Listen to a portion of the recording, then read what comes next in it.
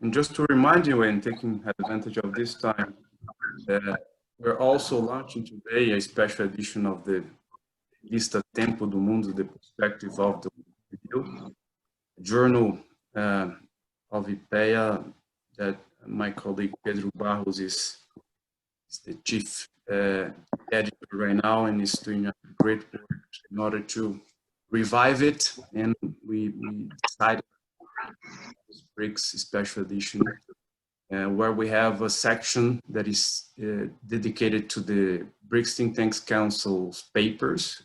We have another section where we have the papers that arrived from different people, scholars from all over the world, including Karin. One of the papers is from her, and we're going to be able to show you and have a quick debate on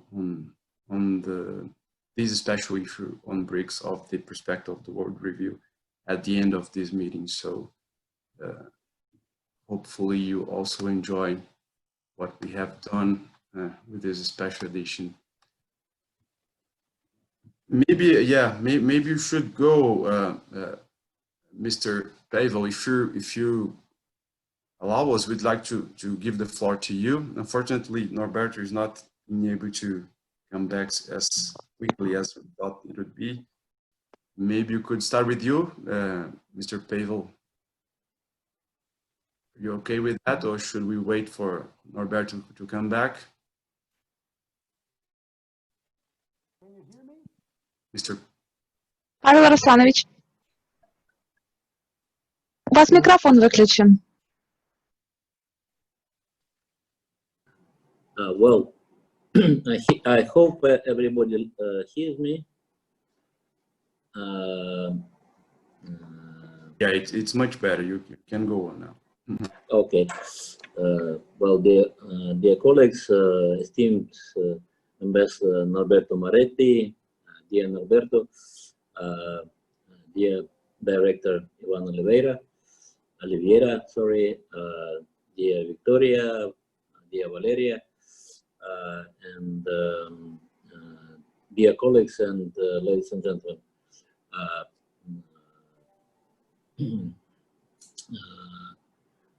It's first and foremost, let me express my profound gratitude to the organizers of today's seminar, the Brazilian Institute for Applied Economic Research, for the significant contribution open to the Brazilian chairship of the Brics Think Tank Council in 2019.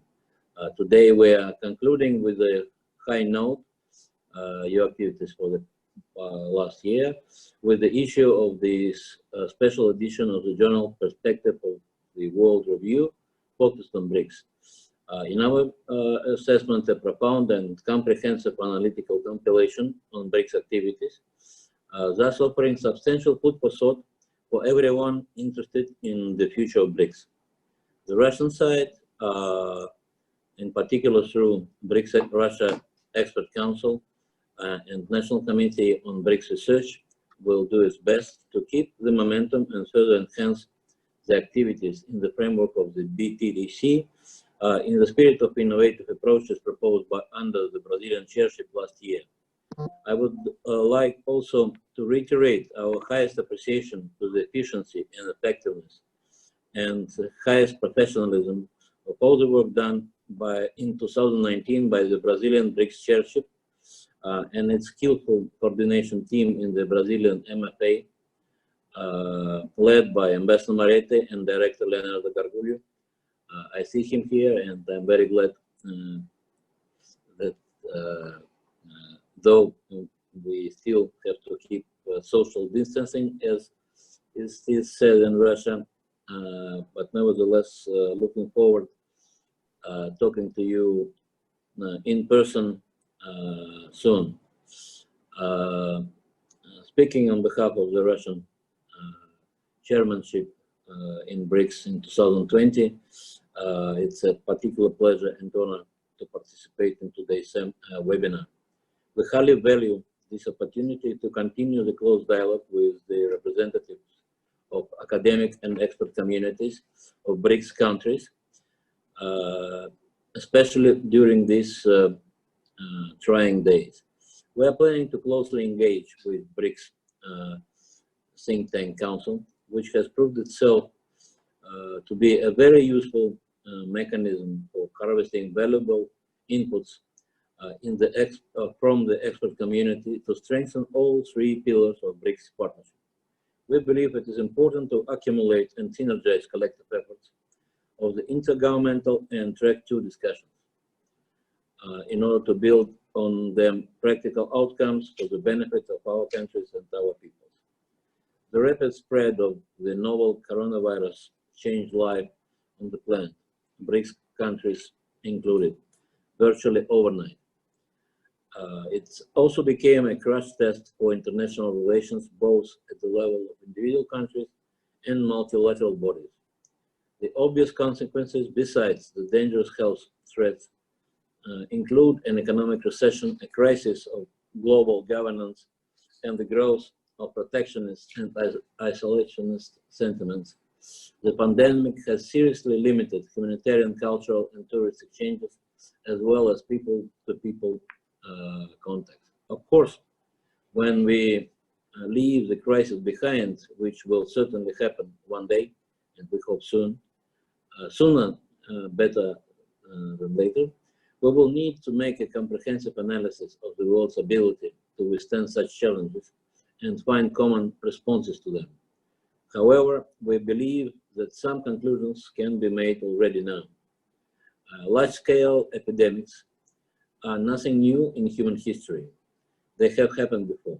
But what makes the ongoing pandemic different is that it is taking place amid an unprecedented interdependence of people, countries, and entire continents. Achievements in the fields of technology, information, and transport have globalized people intellectually and even physically, which means that the majority of new challenges eventually become our common problems or acquire international dimension. Russia warned long ago about the danger of underestimating the cross-border nature of numerous threats from terrorism to cybercrime. We also said that nobody will be able to weather the storm in a safe haven, hide behind moats and fences, or attempt to settle one's problems at the expense of others. The virus effect has proved this convincingly. The pandemic is also a lesson in humility. All countries and peoples are equal before tragedy, regardless of geography, wealth, or political ambitions. The coronavirus crisis has peeled away everything that is artificial and contrived, casting a bright light on the enduring value of human lives. No one turned out to be ready for the trial of the pandemic. Even now, when the global challenge should have brought us together and forced us to set our controversies aside, at least for a while, we can see negative examples of predatory attitudes. Some people have yielded to the temptation to act selfishly, believing that it's every man for himself. Others try to use the situation to play destructive strategies, settling scores with their geopolitical rivals. In other words, the unavoidable natural consequences of the pandemic are being exacerbated by the inability of the humankind, international community, or rather a certain part of it, to abandon the friend-poor mentality, even when facing a shared adversity. This is regrettable because it takes unprecedented solidarity and the pooling of efforts and resources to overcome the objective and obvious consequences of COVID-19. We are witnessing that instead of consolidating the efforts and aspiring to mutual understanding, some are breaking the law of the jungle without any ethical constraint. For instance, there are rash attempts to pin the blame for the spread of infection, or unfounded speculations about assistance to some countries at the request of their governments, as attempts to increase somebody's geopolitical influence, or humiliating bans to some Europeans on asking Russia for medical and humanitarian aid, regardless of the severity of the situation. What if not the politicization of humanitarian issues and the desire to use the pandemic as one more tool to punish the undesirable governments is the reason for the reluctance of some to refrain from unilateral economic restrictions against developing countries, at least until the global epidemiological situation normalizes. Indeed, according to the UN assessment, such sanctions limit people's ability to use their social and economic rights and seriously impede their efforts to protect their health, striking a blow to the most vulnerable groups. Russia stands firm against such inhumane practices that are unacceptable during global cataclysms. During the March G20 Emergency Summit, President Vladimir Putin voiced the initiative to create green corridors free of trade wars and sanctions for mutual deliveries of medicines, foods, equipment, and technologies. We welcomed and supported the statement by the UN Secretary General Antonio Guterres, who urged the parties to regional armed conflicts to promptly stop combat operations and introduce a ceasefire. Of course, any ceasefire should not be used to exempt terrorist groups that are considered as such by the UN Security Council from responsibilities. The attempts to use the current situation to undermine the basic principles of the UN are extremely dangerous. Its agencies must remain the main coordination mechanisms of multilateral cooperation in the interest of an efficient solution for the problems common for the entire humankind. In this regard, we are deeply concerned about the steps to slander the World Health Organization, which has been on the front line in the war against coronavirus since the first days of the pandemic, helping all countries to take in the rapidly changing epidemiological situation and pick the best way to respond to the threat. Undoubtedly, the WHO, like any other multilateral agency, should improve its activity and adapt to the new conditions and challenges. But the solution and the recipe is not to destroy the organization, especially in the midst of the global fight against the pandemic, but to support constructive dialogue of all its member states, I would underline its member states, and develop common professional responses to the common challenge. Time will come for lessons learned, for a joint, comprehensive, and thorough review of the dynamics of this pandemic and best ways how to counter it. But now we are not out of the woods.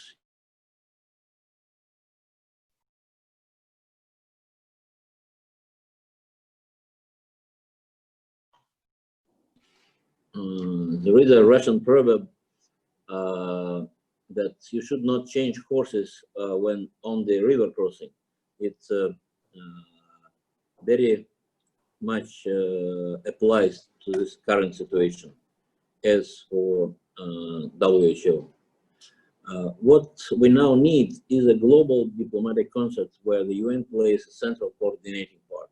We hope that the ongoing epidemiological crisis will help the world see that there is no alternative to the UN-centric world order. The principles set out in the international law, in particular in the UN Charter, are its unshakable and should remain its unshakable foundation. Like any other living organism, the UN needs regular tuning and an accurate and calibrated adjustment to the multipolar reality. Of course, we must also continue to make the best possible use of the potential of global governance structures such as G20 and the World Trade Organization. Any international associations, initiatives, and concepts that are based on the values of inclusiveness, collegiality, multilateralism, and equality hold promise today. It's the philosophy and the principle of respect for cultural, civilizational, and national identities and traditions, plus the development models that underline our cooperation within Brics. In difficult times such as we are experiencing now, dialogue of sovereign states based on mutual respect serves as a safety net and helps countries to steer efforts towards constructive cooperation and result-oriented partnership. By striking people, the virus has also affected the world and national economic systems. business slowdown, and the disruption of global production chains have become a real shock to the global economy, in many cases, national economies. We must help it to go through this difficult period and subsequently work collectively to ensure its post-crisis recovery. We must prevent this tempestuous economic weather from damaging international cooperation, from exacerbating the lack of trust and provoking new rounds of confrontation in global affairs. In a perfect world, this objective should bring us together, because the well-being of people in all states, without exception, depends on its attainment. We must work together to find new growth points and that will help us overcome this common slump. This is a common goal, a global challenge, and it's a concrete challenge for Brics, for our 5 countries. Nobody today has a miracle solution for this unexpected problem and its crisis consequences. That's why such brainstormings like today's webinar are particularly timely and valuable. We must draw lessons from the global trouble. As for whether we draw the correct lessons depends on every one of us. At these trying times, Brics is called to use to the maximum its ability to address issues in a very flexible manner through partnership, equitable cooperation between sovereign states, mutual support. The Russian Brics chairmanship is fully committed, despite the challenges by the COVID-19 outbreak and its negative impact, to further strengthen Brics strategic partnership in all its 3 pillars: policy, security, economy and finance, culture, and humanitarian context. Life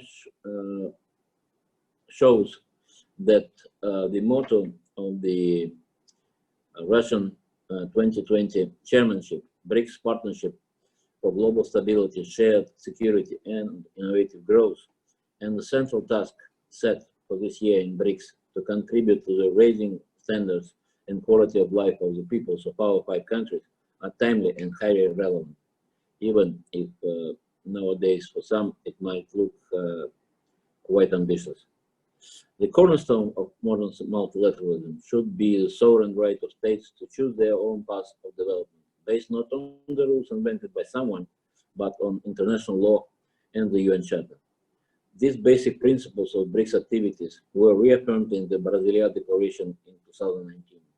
And the Russian Brics chairmanship in 2020 is committed to the continuity of the Brics multifaceted cooperation and comprehensive strategic partnership. Of course, our efforts will not be limited to the effort aimed to overcome COVID-19 pandemic impact only. We'll continue working on the many tracks of Brics cooperation, including inter alia, but not limited to foreign and economic policy coordination in key international fora, enhancing collective efforts to counter such global challenges and threats as terrorism, laundering of proceeds of crime, illegal drug trafficking, corruption. We see great potential in the development of cooperation with regional and extra-regional partners from emerging markets and developing countries in the Outreach and Brics Plus formats.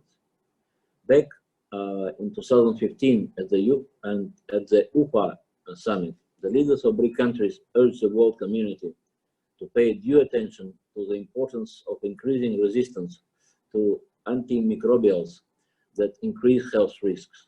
Among other things, they expressed concern about the emergence of infections with a pandemic potential, such as highly pathogenic influenza, new coronavirus, or Ebola. The COVID-19 outbreak clearly demonstrated the relevance and urgency of expanding the healthcare cooperation of the 5 countries, increasing the potential of the BRICS crisis response. As the extraordinary virtual meeting of BRICS foreign ministers held at the initiative of the chair on April 28, Russian Foreign Minister Sergei Lavrov emphasized that only by pooling BRICS national efforts and coordinating our positions, including at international agencies, the BRICS countries will be able to effectively meet current challenges, counter the spread of COVID-19, and overcoming economic, financial, and social consequences of the pandemic. It's important to note that the 5 countries do not confine themselves to their own problems, but provide assistance and closely coordinate their efforts with other states in the spirit of Brics cooperation. In the context of current growing pandemic, Brics countries immediately responded to a new challenge in the spirit of the famous Russian proverb, a real friend is seen in need. In the early days of the crisis, Russian Brics chairship issued a chair statement in support of the efforts of the Chinese people and government. In order to fight the COVID-19, Brics countries are supplying each other with medical drugs and special equipment, including protective materials such as medical masks, suits, goggles, ventilators, testing kits, and other stuff, both free of charge and as humanitarian assistance, as well on commercial terms, sending medical insurance assistance teams to share best practices and experience in order to develop vaccines and medications. China has exported protective materials to 200 countries and regions. India to more than 90 countries. South Africa, as AU chair, is leading proactively the joint efforts on the Africa continent. Russia has provided all necessary assistance to more than 30 countries, Brics partners included. The leaders of Brics countries are in close touch on a regular basis to discuss the latest developments around the pandemic. On the Russian side only, we have had telephone conversations between Russian President Vladimir Putin and President of People's Republic of China, Xi Jinping, Indian Prime Minister Narendra Modi, President of South Africa, Cyril Ramaphosa. Just recently, this Monday, there had been a phone conversation between Russian President Vladimir Putin and President of Brazil, Jair Bolsonaro, during which the two presidents discussed the situation around the coronavirus pandemic and the two countries' measures to counter the spread and the impact of the pandemic. The new development bank established an emergency assistance facility to meet the needs of its member countries, providing emergency loans that could be used to finance direct expenses related to the fight against COVID-19 outbreak, or provide support to governmental measures contributing to economic recovery in these countries. The NDP Board of Governors approved around $1 billion emergency assistance program to China.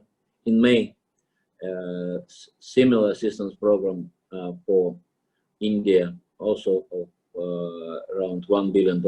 Similar applications are right now being considered from South Africa and Brazil, as far as we understand,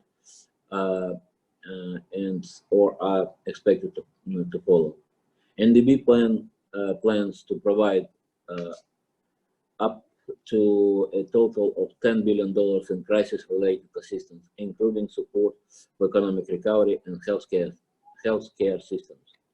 I would like to avail myself of this opportunity to congratulate our Brazilian friends on the occasion of the unanimous election on May 27th of Mr. Marcos Prado Troijo as the president of NDB, starting from 7 July this year for the next 5-year cycle as president of the NDB. The Brics countries have significant experience in combating infectious diseases. They could make a significant contributions, including in cooperation with international organizations to solving the current global crisis and to improving the global health security overall. In this regard, we consider important the early launch of the Brics Vaccine Research and Development Center in line with the leaders' decision at the 10th Brics Summit in Johannesburg in 2018. These issues, among many others, improving control and diagnostics of the novel coronavirus infection, searching for effective methods for treating patients with confirmed diagnosis, developing systems for testing infectious diseases, vaccination, and conducting global research in the field of treatments, creating comprehensive early warning systems for the risk of biological threats within Brics, have been discussed during the meeting of Brics Health senior officials video on video conference on May 7. And as we speak today, during the 8th meeting of the Brics TB Research Network that's included in its today's agenda, the issues related to COVID-19 response. Ministers of Finance and central banks of BRICS countries launched discussions on the issues of the effectiveness and measures in the 5 countries to support economies amid the pandemic, as well as coordination in international financial fora, including the G20. The discussions are focused inter alia on the ways to heal and strengthen our economies under current dire circumstances, paying special attention to the production chains of medical materials and equipment, agricultural products, and essential goods.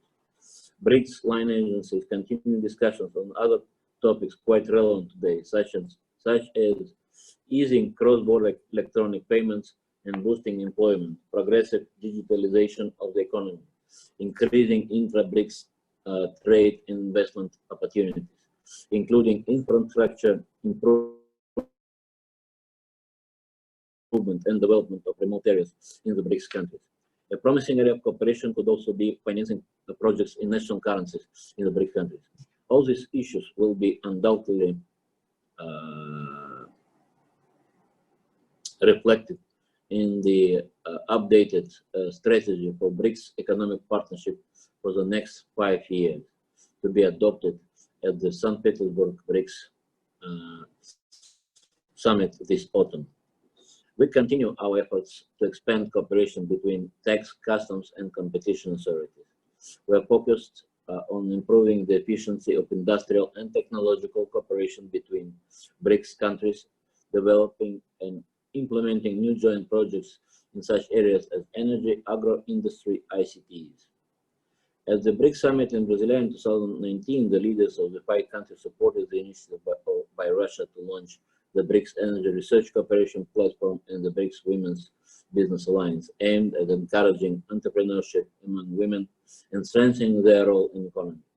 As BRICS chair, we aim to enhance further the work of BRICS Business Council.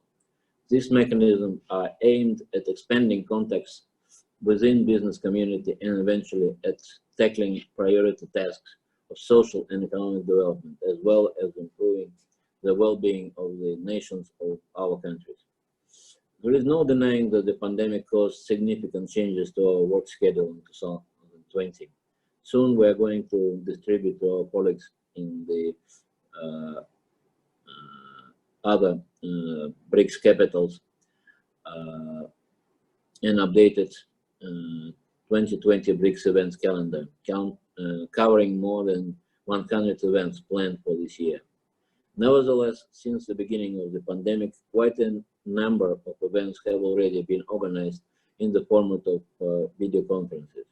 New experiences for many of us, as has been already said by our hosts, we are learning on the run.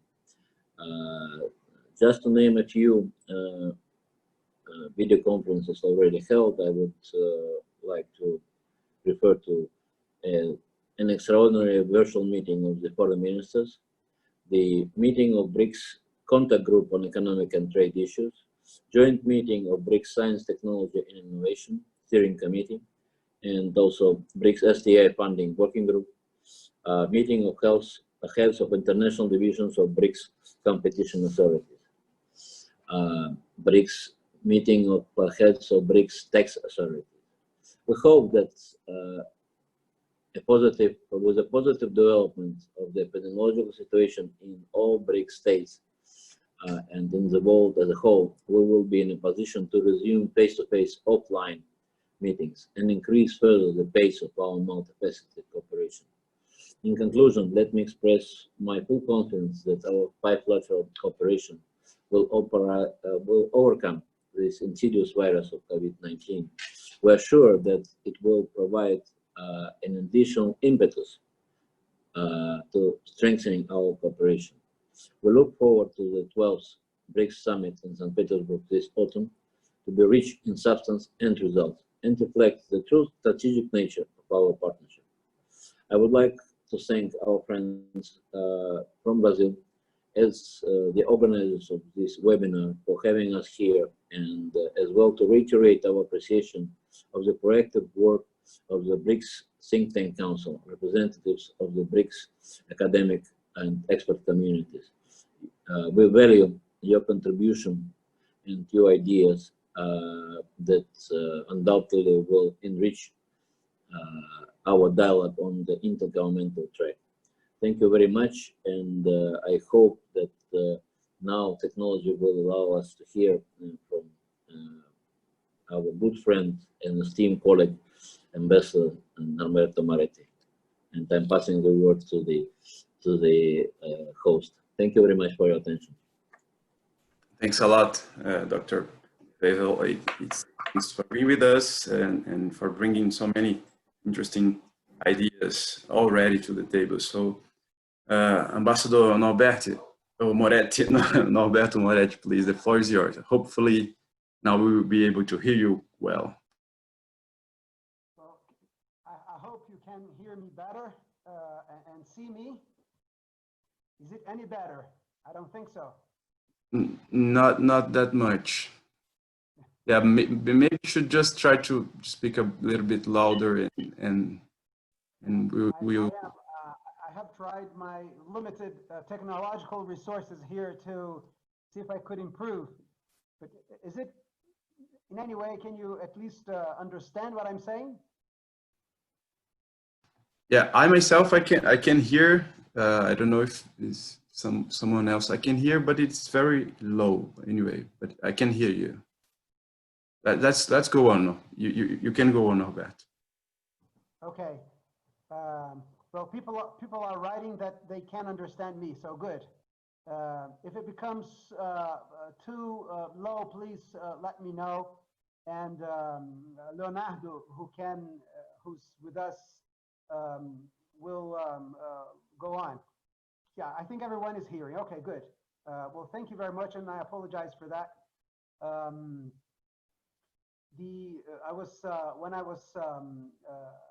When you were not listening to me well, I was of course thanking IPEA, Ivan, and greeting all the for having us, for organizing this very timely webinar. And I was also greeting all the scholars and researchers that are with us and that are involved directly in this webinar. And I was also saying that although it was a common place for governments to thank civil society members and especially the academic community to step in and provide us with ideas, criticism. I do mean it. We are at a moment in history, and Brics is not different or not an exception, where we need to think, to some extent at least, out of the box, and new ideas are always welcome. And sometimes governments are so much involved in doing that we do not have enough time to think and to conceive new ideas, tools. So it's really very welcome, your effort, Ivan, and all colleagues, to have this meeting and to provide us with ideas. I thank Pavel, of course, very much. It's always good to see and hear Pavel, and for being with us, and for sharing with us so many ideas that you just did. And you certainly made my life easier, because you did provide an overview of things that we have been doing. And let me also publicly thank the Russian presidency for leading us in very peculiar times and making a very important and I would say successful effort to keep Brics going despite the difficult circumstances. So our thanks, our gratitude for doing what you have been doing, Pavel. I hope I'm getting some messages here that people are not listening to me as well as others. I will continue, and I will speak even louder. You know, human technology, bodily technology, I think will have to overcome technological shortcomings. But let me try to be brief. I do notice that we are behind schedule. So let me just share with you some ideas. First of all, our deepest sympathy with all those who have lost loved ones for you know, enduring such a sad moment in their lives. As you know, Brazil is now experiencing a difficult moment. The very recent news indicates that the curve is now flattening in the larger cities. It's going up in the hinterland. So we start to see a little bit some light at the end of the tunnel, but not quite there yet. So and of course, all our sympathies to all our you know, to those in our 5 countries that have again lost their loved ones or are undergoing the symptoms of this disease. And that's why also we must certainly focus on preserving lives. That's not the, let's say, the focus of our meeting today, but it's certainly everyone's priority. We have to do whatever we can to mitigate, of course, to avoid deaths and to mitigate the symptoms and treat as well as we can those who fall to the disease. And this, of course, both nationally and internationally. And that's why we've been cooperating with several countries, including Brics countries, to, among other things, to procure the kinds of goods that we need to provide as good as a healthcare that we can. And I think Pavel mentioned this in terms of trade flows. We have been working with, especially with China and India, to acquire what we have not been able to produce here. In the very critical issue of ventilators, the government and the private sector were successful in reconfiguring production lines, and we approach a point of self-sufficiency in the production of ventilators. But again, we are not quite there yet. We have been working again hard with other countries and governments and companies to get what we need to provide good healthcare to our population. And within Brics, of course, we have, it's an obvious conclusion, but we have to focus on health issues at this point in time. We have initiatives, we have tools, we have initiatives that we can use to do so.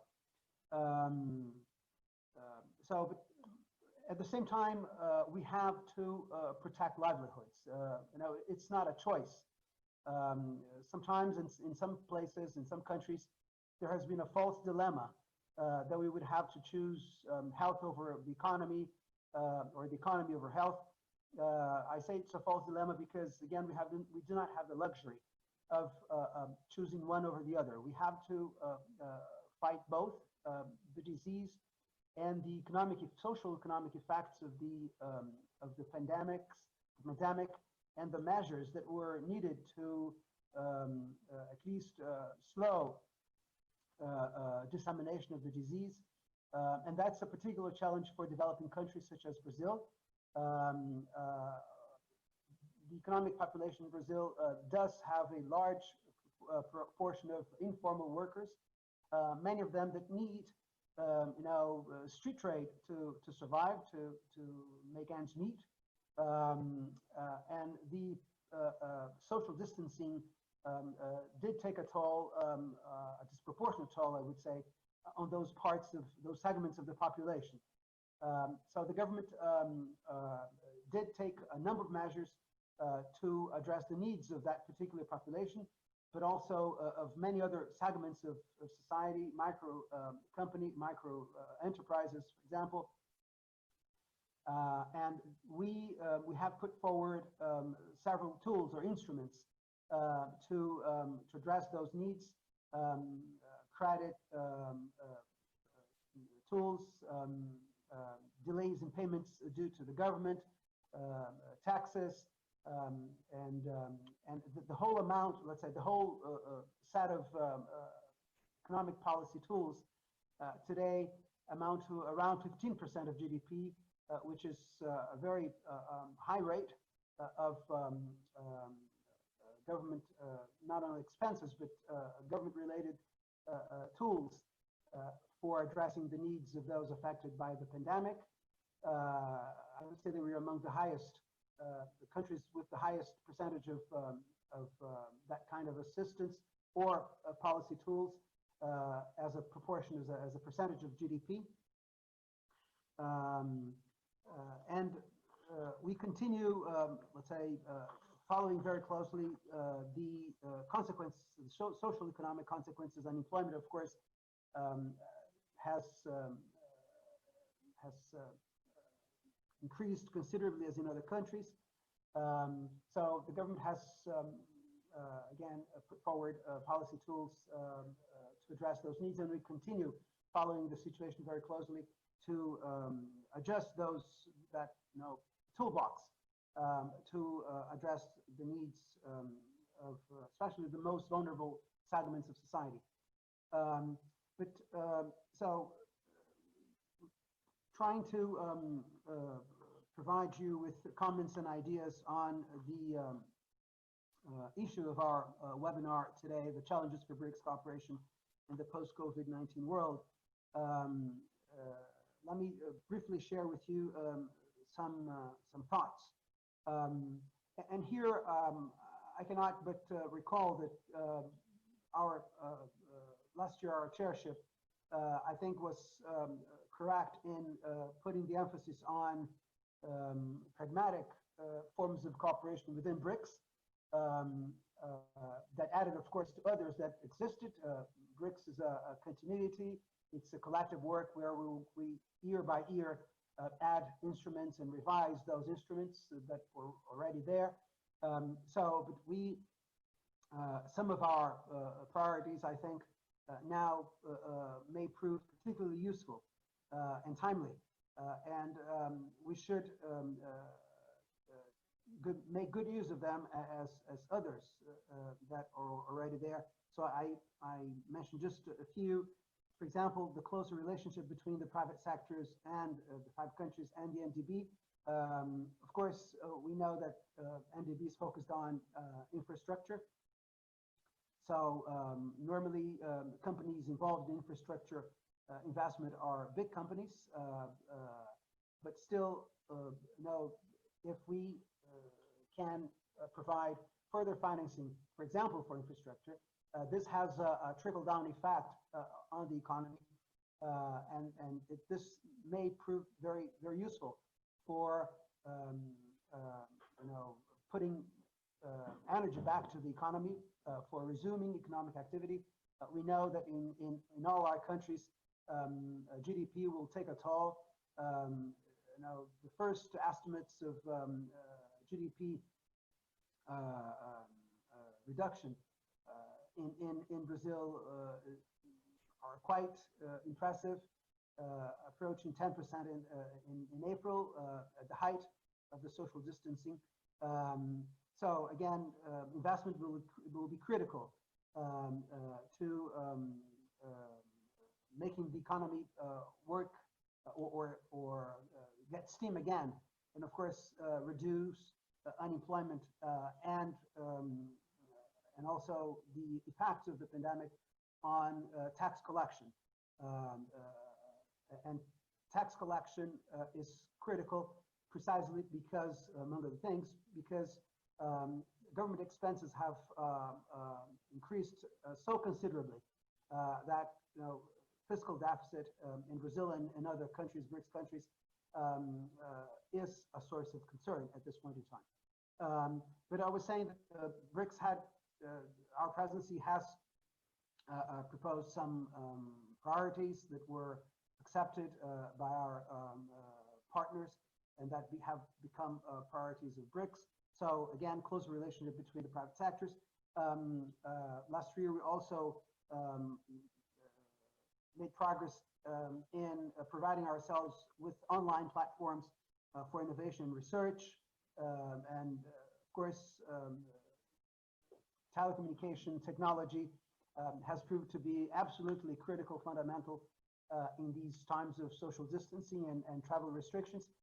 So again, making good use of those platforms will be critical for us to try to mitigate, let's say, the effects of less human contact to drive our agenda forward. And of course, and they gain new relevance and meaning in the current times. A critical tool for us as we move forward in our economic cooperation in Brics will be, of course, the strategy for our economic partnership 2025. And there, of course, it's been adjusted, and we are considering further adjustments to address current needs and the needs in the future, the immediate future. But certain needs, I think, will be addressed or will be, let's say, will be more easily addressed as we guide ourselves or as we inspire ourselves in the economic partnership on issues such as economic stimulus for growth, technological changes that were there, but I think everyone agrees that these things will be speeded up in the years to come. Unfair trade practices, we should all be very cognizant of the fact that as economies struggle and companies struggle, there will be a temptation to engage in unfair trade practices, and we'll have to be very attentive to that. Financial volatility, we've been experiencing that recently. So again, those issues will have to be addressed, and the economic partnership may help us there. The issue of non-discriminatory access to markets, trade restrictions is an issue that was always important, but of course that have gone up to the priority list of our trade agenda in the world, and very important to have in mind in our Brics cooperation in the future, the immediate future, is, can you hear me? Is MSMEs everywhere, and there is no exception. Especially micro enterprises have suffered considerably in this pandemic, and I think there's a potentially very productive work of team here in Brics to share experiences on how we can further support those companies addressing the friends of disaster impact of the pandemic on their ability to continue functioning and employing. Science and technology, obviously, is also an area where we've been working very well, and that we feel deserve our particular attention, further attention within Brics. So I will not take more of your time. I think those are some of the ideas that we would like to hear on, and many others that I believe will be coming out from this webinar. So I do again thank IPEA for organizing this webinar. I do thank Pavel for sharing his ideas with us, and count on us to continue this conversation and hearing from you all, again, ideas and initiatives that you may have, that you may be ready to share with us. Once again, thank you very much all. I do hope that you and your families stay safe as we all battle, fight this common enemy. I will not be able to stay, unfortunately, the whole event, but I'll be with you for a few minutes more. But Leonardo, our Sous-sherpa, will be with you all the time. Thank you very much. Thanks a lot, Norberto. Well, it's a great pleasure to have you here. Well, you and Pavel are the ones that are in the front, so it's very important to hear you and listen to what are your views on the key challenges for Brics. And obviously, at IPEA, especially, we think that our role is to do research that is able to get to the hands of people that are in the front and somehow help you out with the decision. So it's a pleasure to have you here. Thank you a lot.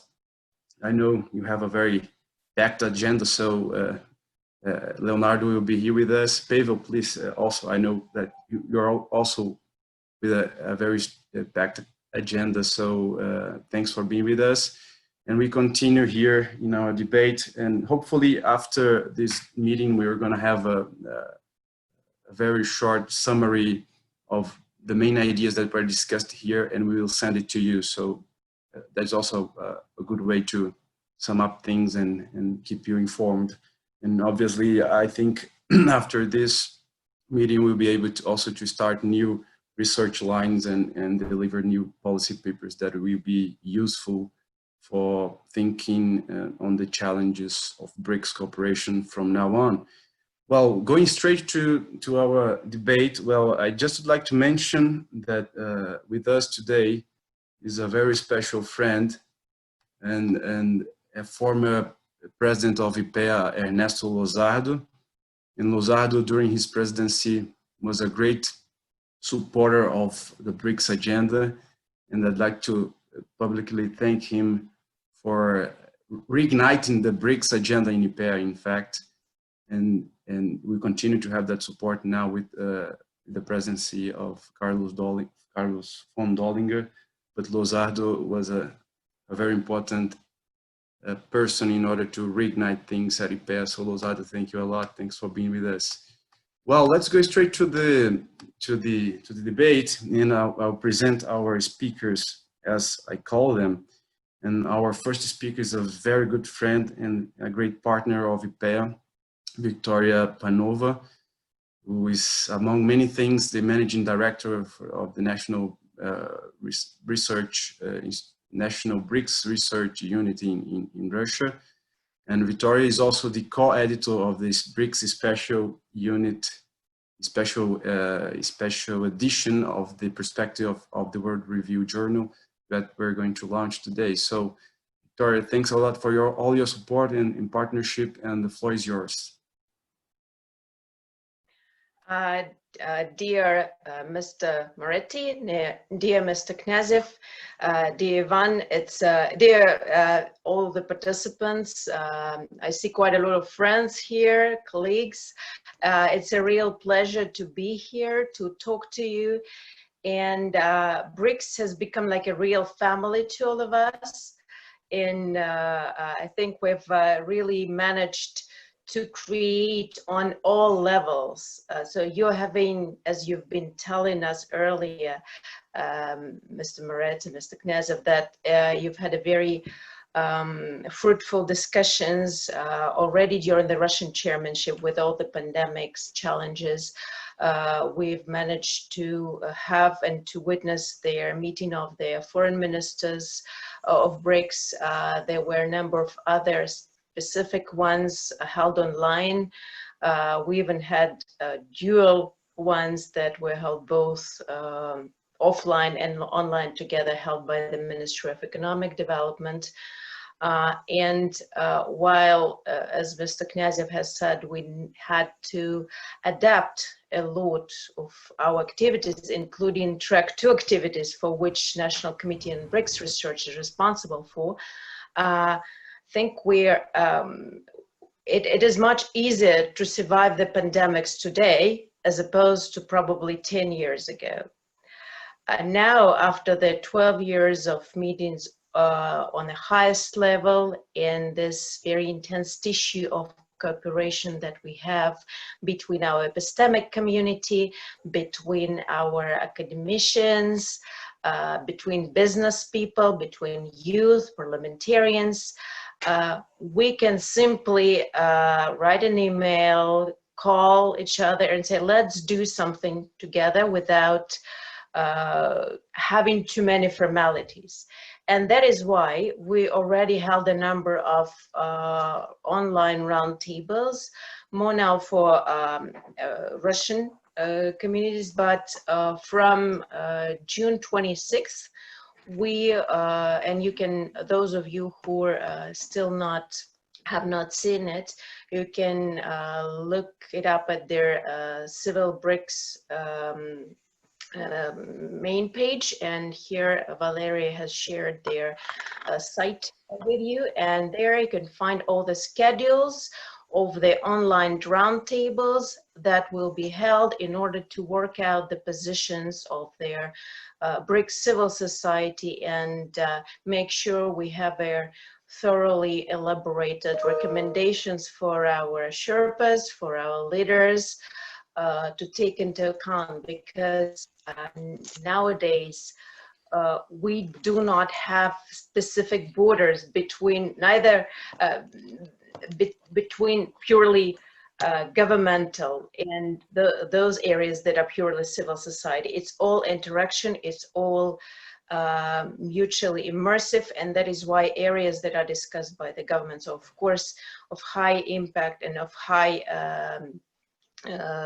seriousness for the civil society of the Brics countries, and that is why we are very happy to help with formulating new ideas, and those would be suggested over starting with June 26 till the end of August. We also hope this will be, of course, the function of their of natural forces to work. We are hoping for pandemics to allow us not to only promote digital world and the fourth industrial revolution and be able to meet face to face, and we are hoping to have our traditional academic forum and civil forum as planned. I mean, not dates. We're still working on dates, and as I said, a lot will depend on their natural conditions, but hopefully this would not be lost. This presents an important part of our work, ongoing work, and while people outside see outcomes only of their high-level forums or of their forums that we're having as a track 2 or track 3 diplomacy, as you know, and as Ivan has been saying, it's a very hard work and it's an ongoing challenge for all the research communities of Brics countries.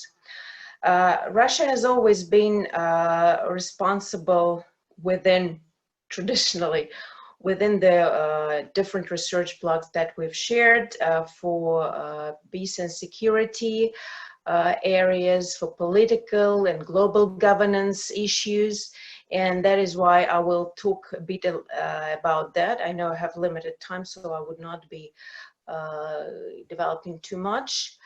So we all are living in turbulent times, and while the pandemics have brought even more of turbulence into their global interactions, we saw this phenomenon as present, not just last year, not 5 years ago. It's been an ongoing feature of their global world for few decades now, and there was a lack of a system of international relations that would be acceptable for all the main players of their of the international relations.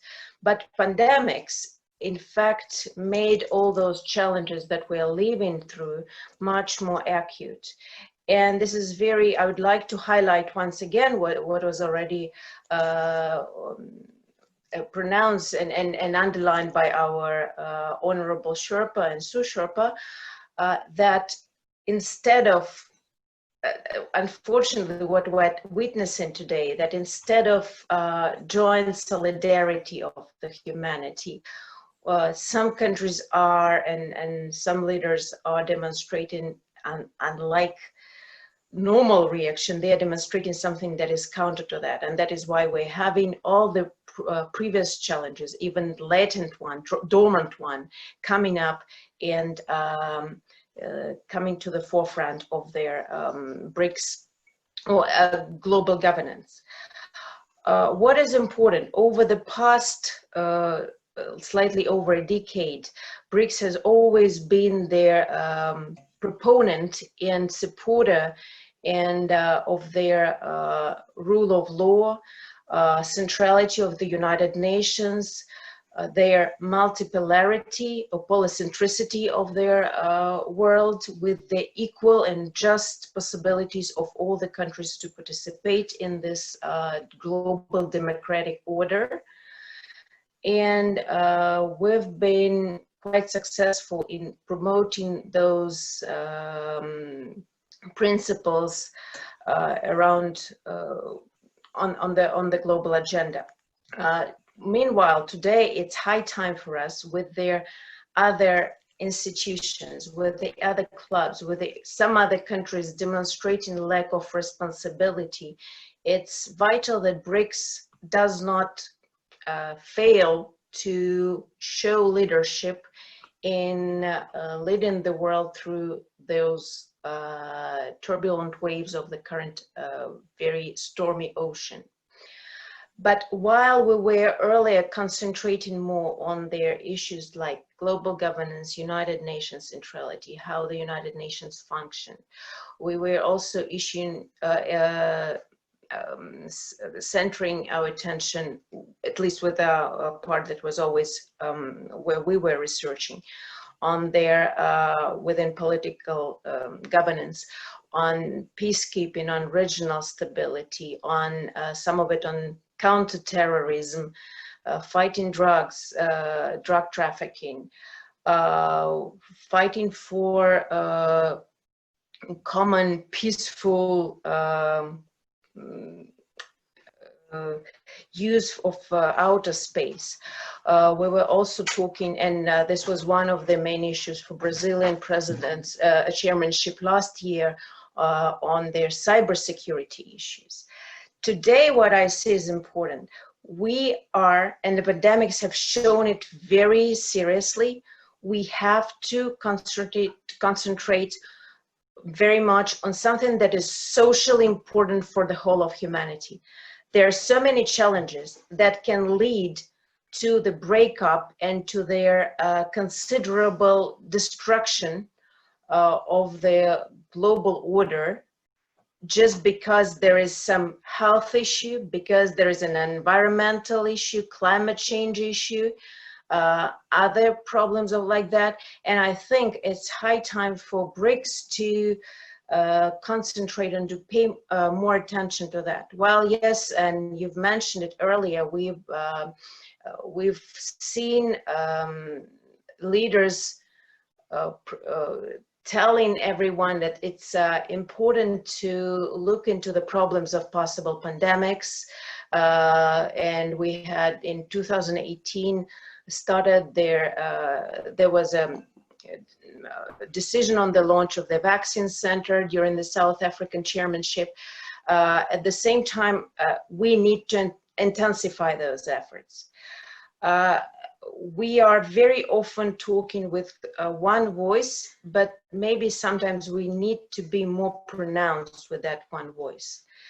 I'm very I'm very much looking forward also to the other outcome of the Russian chairmanship, which is the adoption of the new economic partnership strategy. And I think this is something that is laying the ground basis, the foundation for the whole cooperation and for the further sustainable development, not just of BRICS themselves, but of their other developing world. And as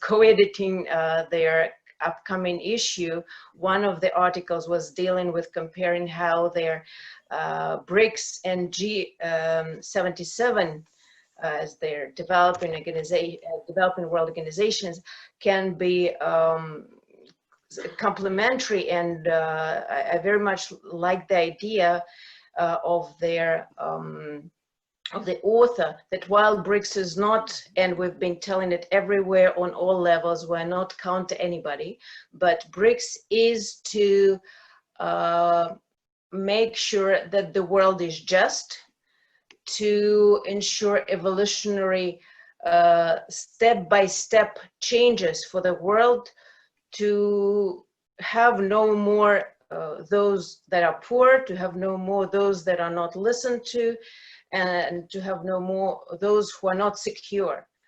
And that is why BRICS in a way is a good engine for countries, developing world, groups like G77 to put forward their ideas and put forward their interests and support this multipolar, just, fair and world which is of mutual trust and mutual respect. This is the model that is promoted by BRICS, and I think we have to underline it in each and every position that we are taking, and in not just in the events, but this have to be the motto of all of our decisions. I will stop here. I think I will talk more when we're discussing their journal, but and also during the discussion and Q&A if we have. Thank you. Thanks a lot. Thanks a lot, Victoria. Let's go straight to our second speaker, Ambassador Viswanathan, or just Vish, one of the senior guys on BRICS from media. We have Renato Baumann, our senior from Brazil today with us. So Vish, the floor is yours.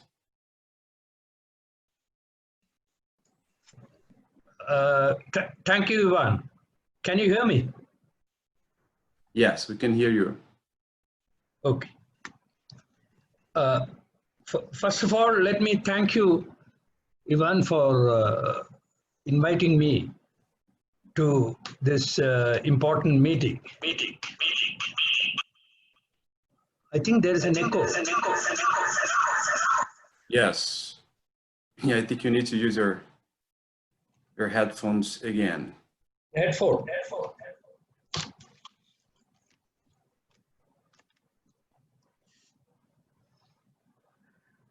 Yeah, I congratulate you on organizing this and also on the launch of the special issue on BRICS.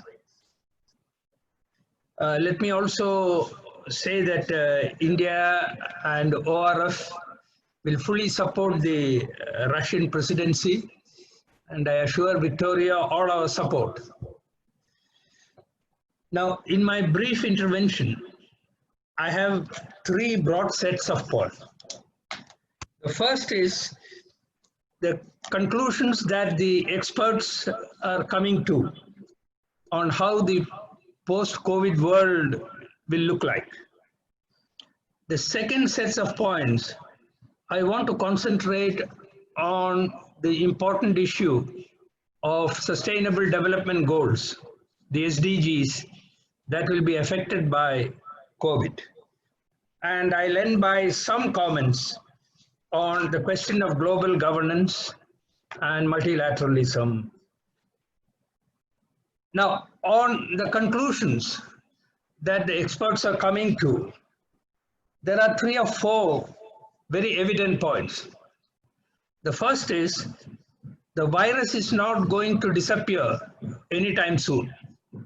There may be second and third waves. The second is COVID-19 will lead to very serious economic downturn, if not a deep recession. And that will lead to high levels of unemployment. COVID-19 has also exposed the fundamental weaknesses of the global value chains, particularly the unsustainably long supply chains. It has also brought into focus the ineffectiveness of many global organizations and institutions. So the questions that arise from the above are: 1, can the world learn from the past mistakes and have a new beginning with sustainable models of growth and development? Number 2, what can Brics do to take care of their economic well-being and probably provide viable models for other developing countries? And number 3, how can the supply chain be made more dependable and resilient? Now let me come to the very important question of the SDGs. The biggest casualty in the post-COVID scenario, in my view, are the SDGs. We were supposed to be achieving those goals in 2030, but now it looks almost impossible.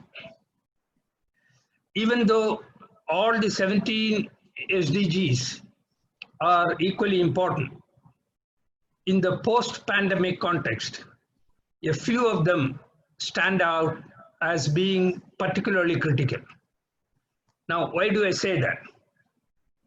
That is because in the race to catch up on growth, the SDGs could be put in the back burner. We saw such a mistake after the 2008 financial crisis, where the initiatives to kickstart rapid growth ignored the social factors like inclusive growth, which led to serious distortions in societies, which we are still tackling. Hopefully, Brics will not fall into the same trap in a hurry to spur growth and accentuate the existing contradictions. On the other hand, the crisis could be an opportunity to evolve modern, sustainable, and resilient economies. I have identified 5 SDGs, which in my view are very important in the context. The first, of course, is SDG 3, good health and well-being. The inadequacy of the health infrastructure in many developing countries was exposed by COVID-19. What can Brics do to cooperate in this sector? The next is SDG 1, abolition of poverty. The pandemic, in all probability, will push millions of people below the poverty line. The gap between the rich and the poor and the Gini coefficient will become more adverse. What economic safety nets can be instituted for immediate relief and long-term sustainability? The third is SDG number 13, climate action. Since the price of fossil fuels is at an all-time low, the temptation would be to exploit them for a very quick growth. The gains of a low carbon footprint in the past 5 months could be lost very soon. This could be a dangerous trend. What is needed, and Brics should do this, are special incentives for the renewable energy sector. Number 4 is SDG 4, quality education. Families whose livelihoods have been lost may not be able to send their children to school again. Past patterns show that poor children never return to school after a long break. This would affect the nutrition levels as well, since they would miss out on the free midday meals given in schools in some countries like India. Can Brics come up with a viable schooling system for quality education? And the 5th and the most important, in my view, is gender equality. As with the other SDGs above, the tendency may be to sidestep this important issue on which the world was beginning to make some progress. Women have been in the forefront in the COVID crisis. 70% of health workers and majority of service staff in health clinics worldwide are women. And let's face the fact at the leadership levels, the few governments that handle COVID-19 successfully were led by women. So we have to take a lesson there. Let Brics lead the way in this, to moving away from the patronizing concept of including women in the growth and development process to the more enlightened concept of women-led growth and development. Now I come to the third and the final set of points, and that is global governance. Here I would be a bit critical and also a bit provocative. Brics has been talking about changes in global governance for over 10 years. Till date, the biggest achievements have been the establishment of the new development bank and the contingency reserve arrangement. This was no small achievement, particularly because Brics achieved it in a matter of 3 years. But the fact remains that other than these, Brics has not been able to initiate changes in governance mechanisms and institutions.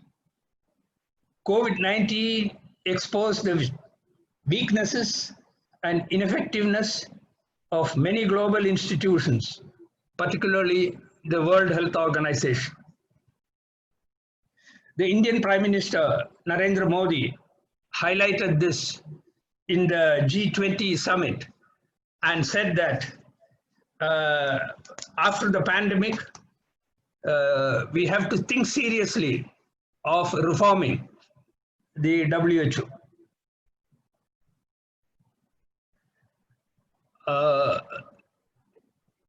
If Brics is serious about changing global institutions, it is time that we come up with formal proposal and present it to the world on how global institutions can be reformed. Here I would point out that critiques of Brics say that when Brics talk about changes in global governance, they are not serious. They only want to be at the high table and represent their countries in the institutions and not necessarily change the ways in which they work. I do not agree with them, but the fact remains that we have to take this criticism seriously and take some collective action towards reforming global institutions. Along with global governance are two other issues: multilateralism and globalization.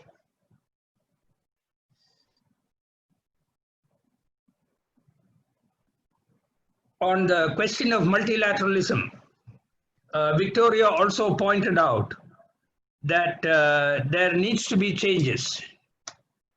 Again, the Indian Prime Minister has been talking about a reformed multilateralism for the last 3 years. Brics could lead the way in reforming the entire multilateral structure. COVID-19 has also ensured that the globalization that we saw in the last 20 years is practically dead. BRICS will have to adjust to this new circumstance and work for a new normal, a globalization which is inclusive and resilient. Let me end by saying, I hate using cliches, but I'll have to use that post-COVID-19, BRICS, to use a cliche, will be at crossroads. Bold and innovative action will be needed to remain relevant and to move forward. I think I'll end there and wait for questions. Thank you, Ivan. Thanks a lot, Vish. Great ideas and issues to be debated. Well, let me give the floor to another senior BRICS, now from Brazil, Renato Baumann, currently leading the Investment and Development Cooperation agenda at IPEA. Renato, the floor is yours. Thank you, Ivan. I can have a, well, now I have a video. Okay. Thank you very much. It's a pleasure to be here, and in particular, it's a pleasure to meet not good old friends, but old friends from my good old times at BTTC, like Victoria, Viswanathan, Toloraya, Chen, and Lozado as well. Now, in my brief comments, I will make them as an economist. So depart from basic assumptions, and I shall assume three things. One is that in the post-COVID world, there will not be bilateral conflicts, no ideological biases, and three, I think what brings us together today, which is the view that the crisis means golden opportunity for the BRICS group to consolidate and reinforce and get strength in the international scenario, which is, I understand, what led to the very creation of the group in the first moment. Now, what are the basic characteristics of the present scenario? Low growth, high unemployment, fiscal imbalance in most countries, probable reformulation of global value chains in most countries, in several sectors, sorry, weakening of the multilateral trade system, huge challenge for the WTO, among other institutions, and last but not least, a more sensitive relation between the biggest economies, US and China, with strong potential and actual impact on trade and investment flows. And hence, so that we have a very peculiar situation right now. And being a group of countries that was created and meant to influence global scenario and having very peculiar characteristics, I think it's an opportunity. And because the group, the main reason for the group is complementarity, I think we can think of, apart from everything else that's already been done, a short-term agenda for the group. And as a short-term agenda for the group, I would stress 4 dimensions, as usual, nothing new about that. But let me pinpoint a few provocations, a few suggestions in 4 dimensions: trade, investment, technology transfer, and joint action in the multilateral forum. I might be repetitive of a few things that have already been said by Ambassador Viswanathan, Ambassador Moretti, and others, but let me be more specific in this regard. Starting with trade. Since we have a very low, not low growth, in many cases negative, we have a recession in many countries, Brazil among them, but IMF, OECD, World Bank, all of them point to negative growth, global growth. If that is so, hence there is a very important role of growth in providing the reactivation of output everywhere. So if this is so, there should be more intense efforts to try than before to try and make trade stimulate growth in the 5 countries and elsewhere. Why? How to do that?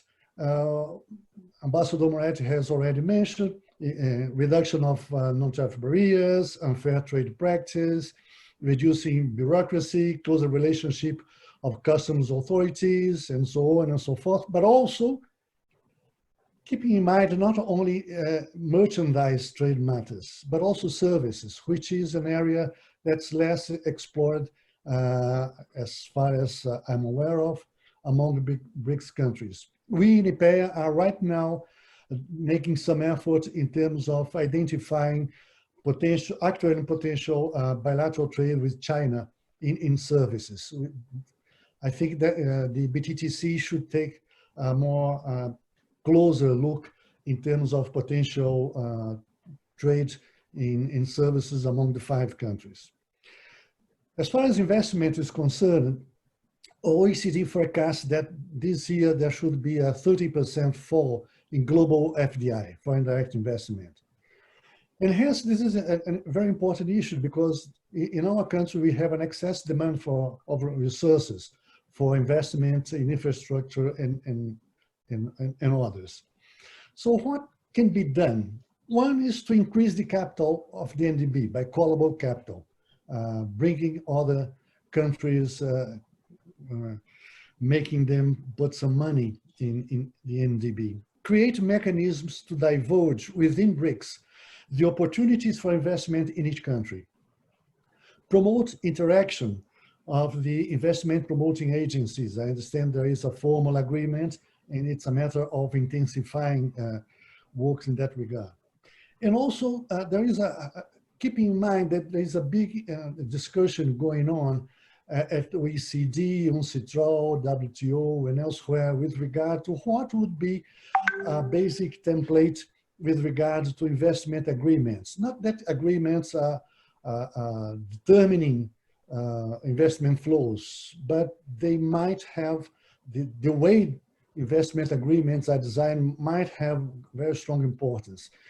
And my point is that if the BRICS come together to a common proposal or basic lines for investment agreements, what would be a template in that regard, that should probably have such a strong weight so as to influence very strongly the debate, the global debate that's going on precisely right now. A third aspect is technology transfer. There's a lot of agreements and formal initiatives that have been already in place in BRICS. But my guess, my reading of that is that those agreements and initiatives have a very strong academic flavor or academic biases. And hence, when we see the indicators of those of what has been achieved so far, as at least in comparison to other regions and sets of countries, we are still far away. Very much as we were when I was at the BTTC and we have organized a common book on covering those issues. Nothing has changed very significantly. Maybe because of the academic bias, I would not risk making any affirmative in that regard. But anyway, I think we should start in thinking in mechanisms that would be more business prone in terms of facilitating access to technology and the exchange of technology among the 5 countries.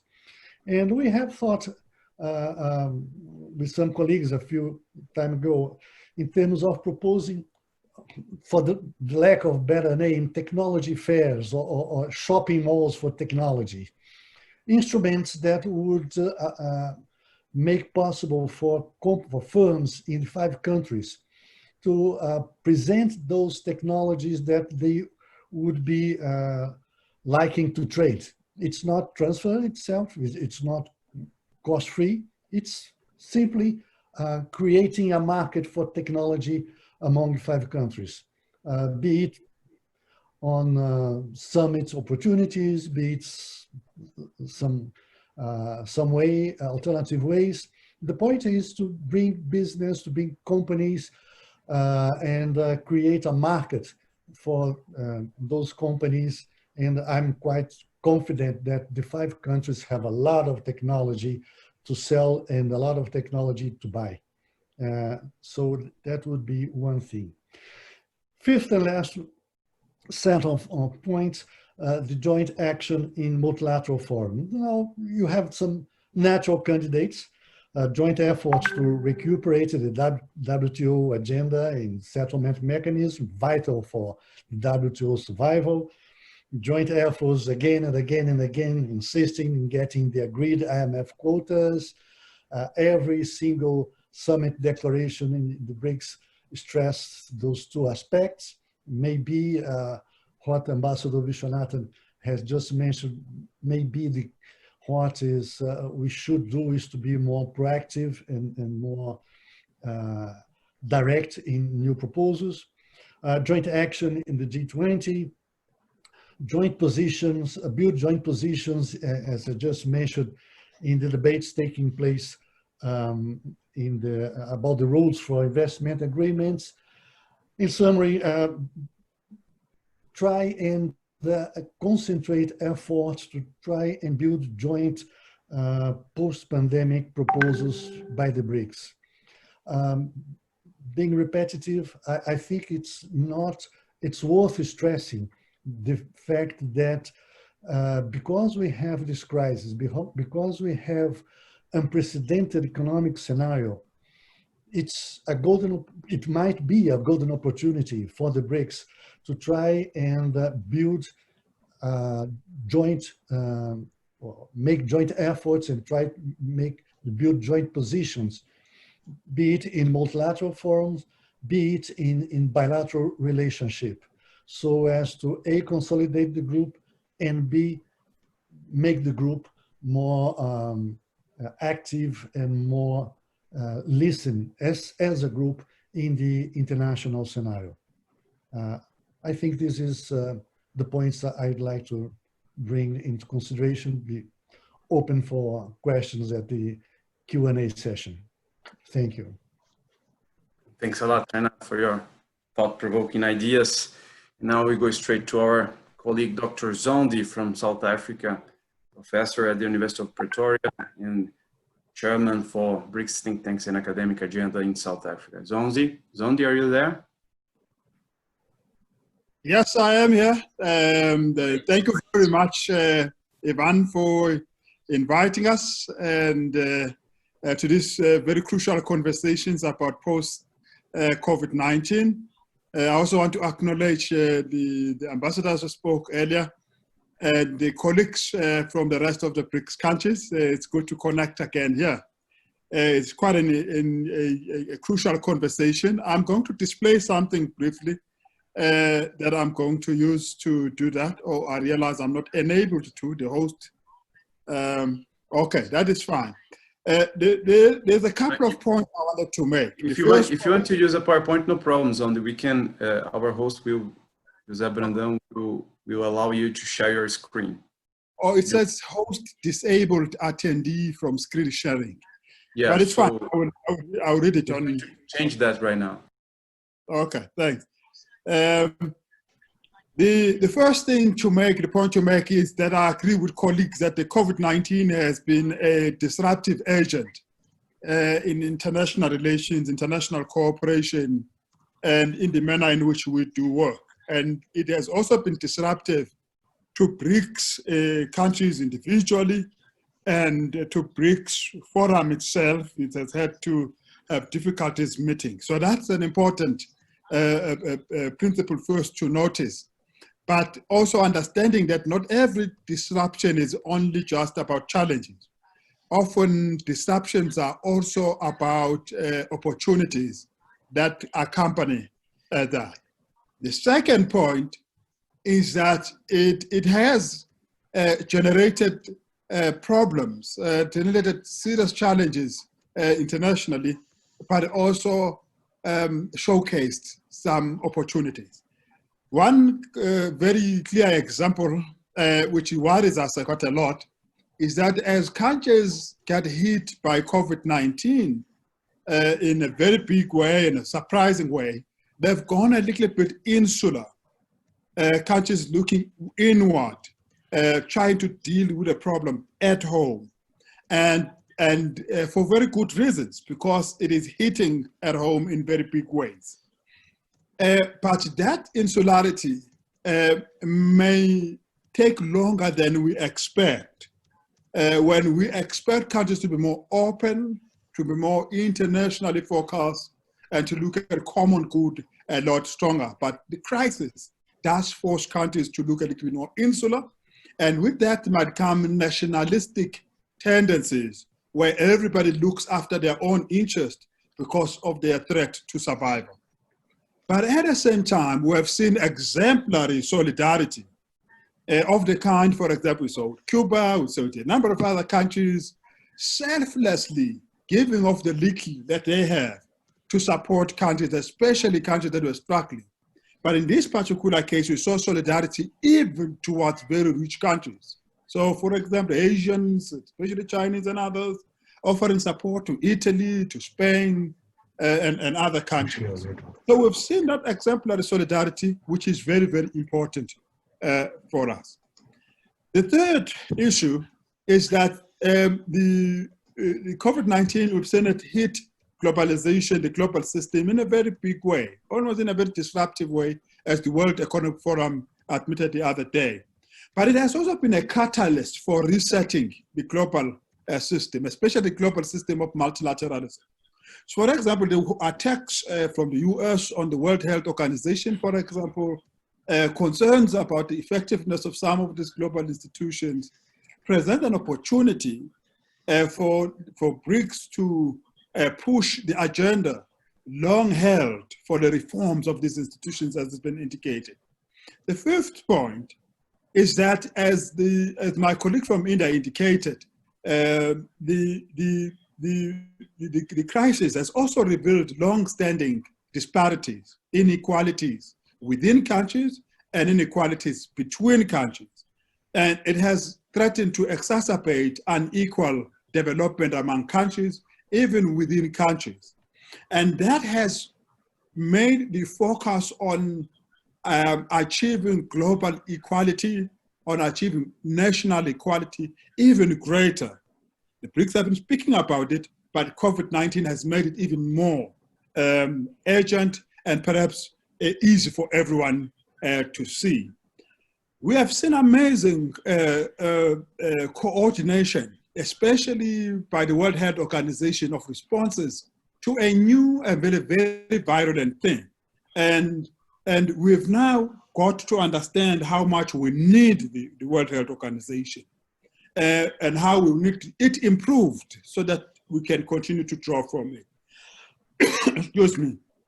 We've also seen some amazing coordination from international finance institutions to support countries in this. We as South Africa are receiving such support from the Brics Bank, the New Development Bank, we're going towards the IMF, the World Bank, the African Development Bank, and other development finance institutions. They've proven themselves very useful in funding those aspects of this response that are meant to build the resilience of a period of time. So they are very good for building resilience and not just responding to a crisis.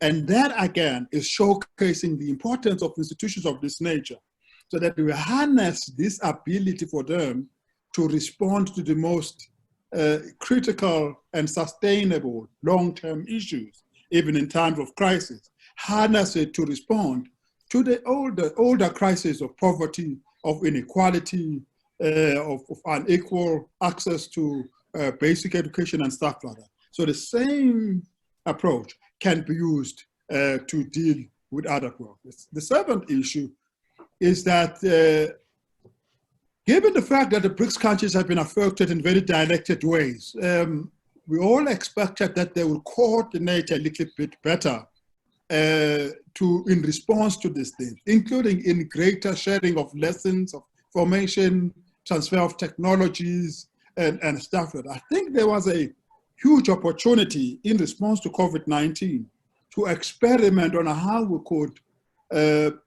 coordinate our responses, not in relation to speaking about things, but in relation to doing certain things in a new way, especially in sharing of the lessons. And also, I like the fact that, as stated by the foreign ministers meeting, the extraordinary foreign ministers meeting, the BRICS stands in defense of international cooperation as a principle, as a value, as a paradigm of international relations, which is very important because it's under threat from insularity. But we need to move from merely stating it to demonstrating how we are doing it among the five of us in very practical ways, such as in the search for the vaccine, in the search for cost-effective ways of doing humanitarian assistance, and so on and so on. The BRICS ministers also committed to strengthen global multilateralism, which is a pretty beautiful idea, because some are using this crisis to attack global multilateralism. But we know that without multilateralism, we would have done far worse in response of this than we have. We need to continue to strengthen the reform of the international finance institution to make them more democratic and more responsive. But we need to strengthen the new development bank's ability to stimulate industrial development in very specific ways. We need to strengthen our ability to coordinate global humanitarian responses and so on, especially including in the area of health, as indicated by the BRICS, by the way, in its summit of 2015, where the BRICS committed to coordinate in response to global disease epidemics, including forms of coronaviruses. 2015 already. So it was ahead of the game. Needed to demonstrate that it was ahead of the game in the actual response to the problem. And lastly, of course, the crisis has demonstrated for us the importance of digitization. Digitization has become a huge issue. Digitization is going to become the future. And digitization will enable us to do certain things that my colleagues have been indicating. For example, in improving the way in which SDGs are implemented. Digitization may be an enabler in improving mutual accountability among ourselves in relation to resolutions that we have already taken. Digitization can become an enabler. In increasing partnerships and intra-BRICS cooperation and cohesion internally, and responding to the welfare of the people generally, digital technologies can be an enabler while we work to make sure that we reduce their ability to worsen the problems that we face. So I wish you all the best, and I want to thank our colleagues from Russia for your excellent coordination of the year's activities, and our colleagues from Brazil for convening this, and good luck with the launch of the publication. Thank you. Thanks, Andy. Thanks a lot. Well, let's go to our next speaker, Chen Huaqiao from Sichuan International Studies University. Chen, are you there? Please. Yes, I'm here. A good friend of IPEA, stayed with us for some time, you know. Yes, and it's am I clear? Am I clear? Yes, okay. Great. I'm going to show you a very simple PowerPoint for you to let it know it better. Here we go. Yes, and it's I will try to make it very quickly because yeah. And it's in China, actually, we're almost in the middle line. So I give some very simple words for you. I'm waiting for the Q&A. And it's for my question, that is also the part of my mind. Consider to the previous speaker, especially the colleagues from Brics countries, show very strong optimistic for the Brics cooperation after the COVID-19. But from my understanding, there's some, for certain degree, maybe the reason I'm from the hometown, my hometown is Wuhan. I see what happens for my family at France. So my question is whether there's sovereignty first or Brics communities. So first, let me look back to something. I try to find something to prove Brics makes sense, especially for the COVID-19. But I do find something. The three of them, that is from NDB, at the very beginning of it, they launched a emergency system program to China for the very Viswanathan province in China to combating COVID-19. And later on, there is the emergency conference, extraordinary meetings for Brics Minister of Foreign Affairs via the video conference like that's what we do today for this special discussion about coronavirus. Later on, there is again for the emergency program to India, our neighbor countries. And after that, we have more comprehensive actions, that is ignore a COVID response bond for the international capital markets to raise more money to combat the COVID-19.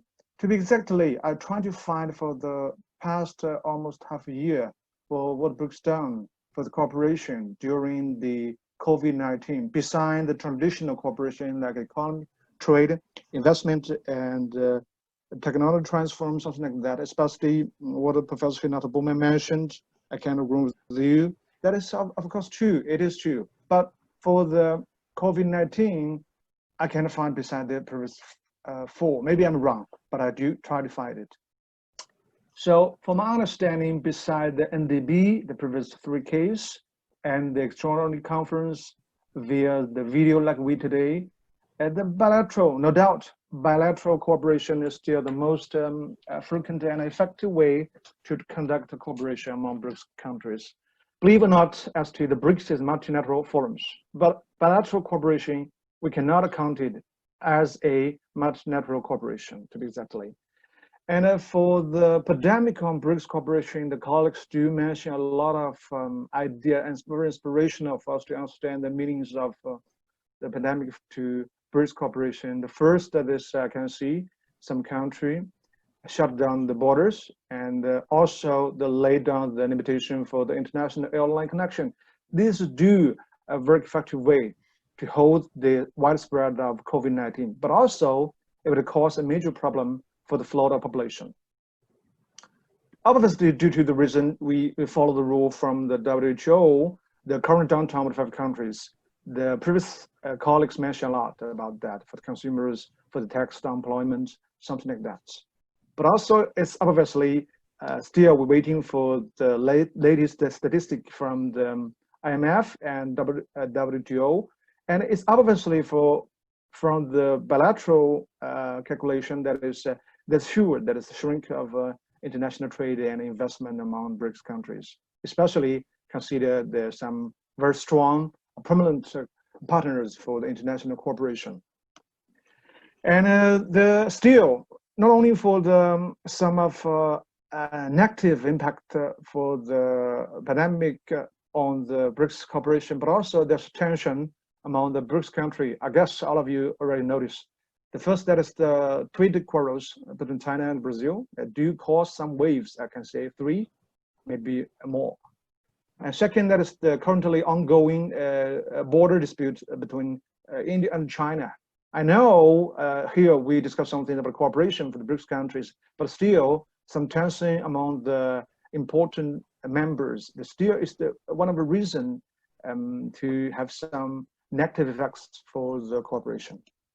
And as for the challenge, for my understanding, especially for my understanding for the very beginning of this virus in China, that is, it is still uncertain for the COVID-19. We're still unsure, so unsure where it is came from and what is the carriers for the rivers and what is the problems may cause for the later on, even for the people recovery from the virus. Second, it may change, highly possibly change the way to conduct cooperation in BRICS countries, especially the people-to-people exchange. Today, we can see at the very beginning, we are not that good for know each other. We even cannot follow the voice of the speakers. We can see that it's problems. We are almost stay at home. We use the video or phone, cell phone, whatever, but still there's a problem. I still remember the previous speaker. We eager to know each other. We need to so much for the face-to-face communication for the BRICS countries. And third one, I believe it is very obviously nowadays. It will discourage the consumption demand. And maybe a high possibility if the COVID-19 still work like this way, we stay at home, we closed the borders, we limited the international airline connection, it may cause a big depression for a certain degree, whenever it's the regional or global levels. And the last one, for my understanding, as the only two actors, BRICS member, the country, we still have several countries, probably the national interest first to some case, especially for the international interest. The trade, industry, the tax, the unemployment to a certain degree. These may gradually dismantle the very, very fragile BRICS communities. We know that's important to build up the BRICS spirits, but still sometimes the national interest first consideration may put some problems for the communications, especially for the BRICS communities. So I try to make myself to make clear that is the core issue, one of the core issue of the international relation, that is sovereignty first, was regarded as the principle and natural sometimes a principle in international arena. That means for some case, the policymaker may do not think as the way we have today, to think to contribute to cooperation, to concrete efforts to forward to cooperation, like the thing we discussed by the previous speakers. But still, sometimes the sovereignty first makes sense. For my understanding, the outlook for the BRICS cooperation in the post-COVID-19 world is highly possibility that is the multiple cooperation may give ways to the traditional bilateral cooperation among BRICS. But that doesn't mean we don't have the room for the multiple cooperation, but I means for some time we may still think bilateral cooperation more effective and effective, as I mentioned before, for the BRICS cooperation. For short term, a lot of speakers mentioned that is for BRICS we enhanced cooperation combating the COVID-19. This may probably highly possible to extend to the SDG agenda, like health system, like the lesson we went through, like the experience for the poverty reduction and quality education, whatever. But it is most needed is our common concerns for 5 countries now.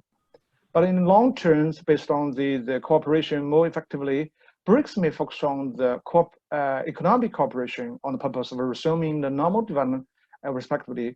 The reason I want to shed some light for the economic cooperation is because nowadays it may cause a major problem.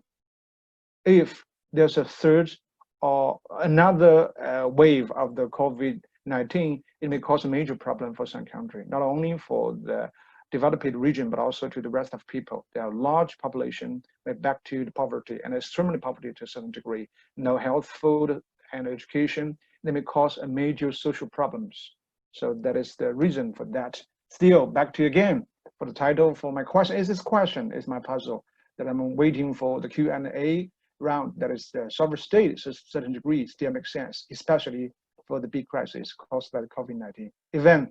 I'm so much for you, and thanks for the invites by the IPEA. I'm so familiar to the guys, especially Professor and Ivan and the rest of the colleagues in the group. Thank you, Ivan. Thanks, Chen. Thanks a lot. Well, let's go to our last but not least and great researcher on BRICS, Karin Vazquez from Fudan University. Karin, in fact, has been working on different BRICS countries in India too and in China, so she gets to know the countries quite well, and also works on issues related to the BRICS. So, Karin, the floor is yours. I'm always learning, Ivan. Thank you very much for inviting me to speak about the challenges and solutions to Brics cooperation in the post-COVID-19 world. And thank you very much to all old and new colleagues for joining this virtual meeting. I always say it's a pleasure to see a room full of people interested in discussing Brics, and this virtual room is not different. And it's a really diverse, it only shows that our community is really diverse, thriving, and beautiful. So thank you very much for staying here and listening to the end. My first remark, I just wanted to begin by saying that COVID-19 pandemic emerges in a context in which the world is already going through an intense process of fragmentation.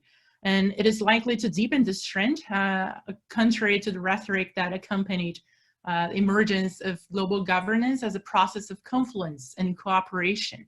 And here I'm afraid to say that I'm a little bit more skeptical than Renato Baumann's initial assumptions on a positive and cooperative world. And we already see this fragmentation happening through the escalation of the US-China competition. On the one side, the US proposing to expand the G7 to include some of the Brics countries in an anti-China coalition, and also expand the development finance corporation investment rules to more effectively contain the growing influence of China, including in Latin America, where I am. And on the other side, China is engulfed in another standoff with India, with a more US prone India, while it embitters Brazil growing proximity with the United States. So this being said, there are two ways to look at Brics today. The first one is to look at the role and influence that the Brics have in global governance, and this was particularly relevant during the first decade of the grouping, for example, through the creation, the relative success of the grouping in pushing for the IMF and the World Bank quota redistribution, and also the creation of the new development bank as an alternative to the international financial order. But another way to look at Brics today is by examining how global governance is shaping intra-Brics cooperation. And Huaqiao and Sifamonde already touched on this. And this is particularly this dimension that I would like to highlight as the Brics advances in its second decade and is expected not only to consolidate its early achievements, but also lead international responses to emerging global challenges like the public health and the socio-economic recovery process we are likely to go through. But the context in which the Brics operates challenges the full realization of its potential. And we see this through the slowdown of Brazilian, Russian, South African economies, even before the outbreak, the many changes in the domestic and foreign policy directions in many of our countries, as I already mentioned, the Sino-Indian competition, and the US rapprochement with individual members put the grouping at a crossroads, as Ambassador Vish mentioned. And this is deepened by the pandemics, as I previously said. So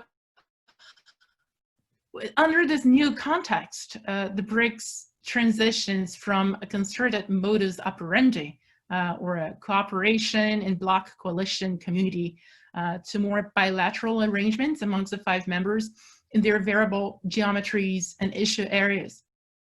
And what I call this bilateralization of intra-Brics relations, or as you wish, multilateralism a la carte, like in the GATT trade regime, or as Sefamandia and Huaqiao mentioned, insularity of many of our countries, would allow each member to pursue transnational and interstate interests whenever they overlap one with another, while still taking advantage from being part of the grouping whenever collective action is more desirable.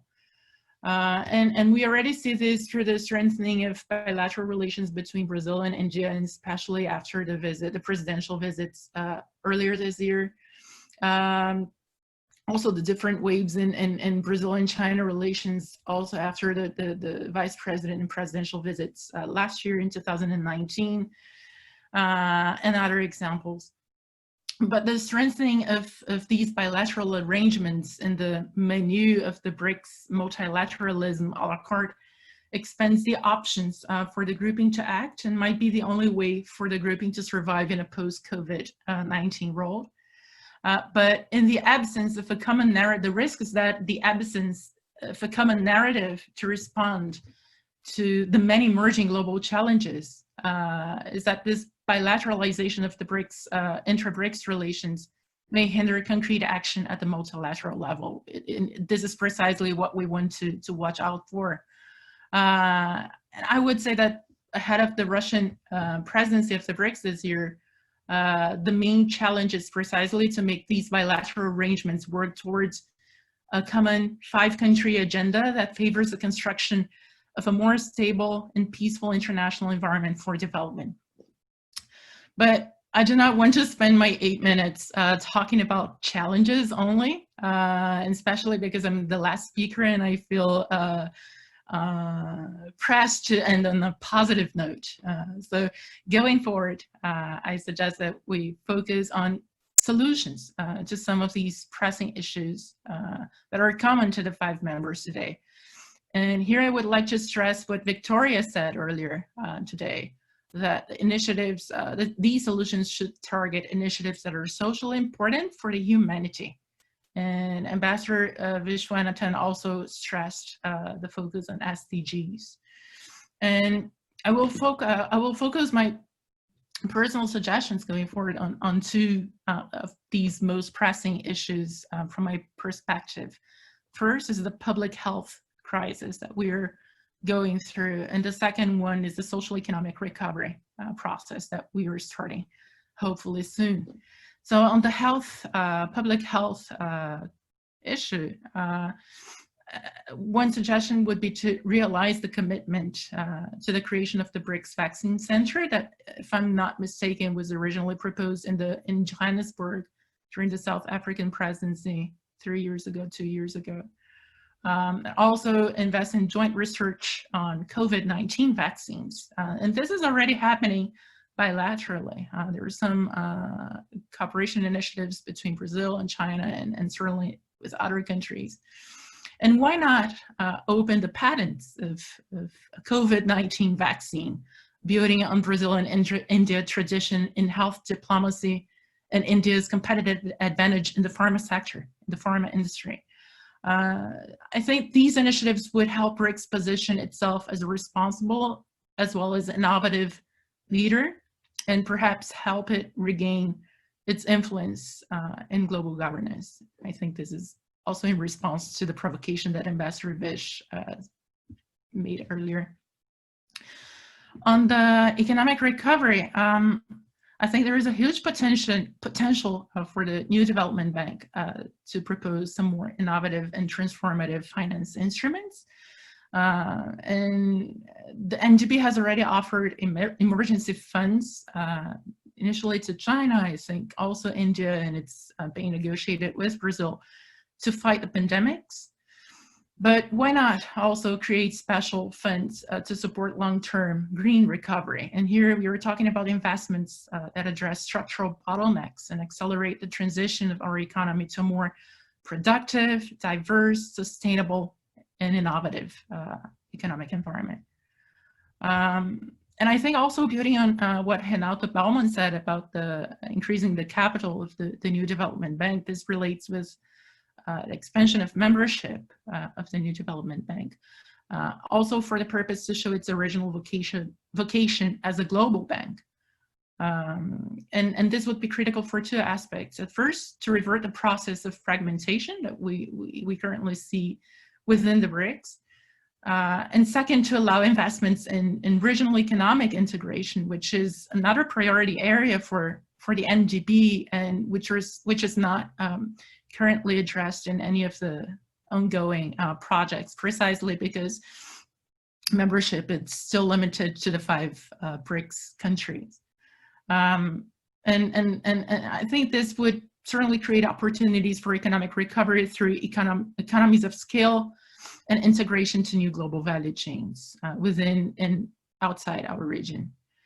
And finally, I think one last suggestion perhaps is to advance the institutionalization of the BRICS.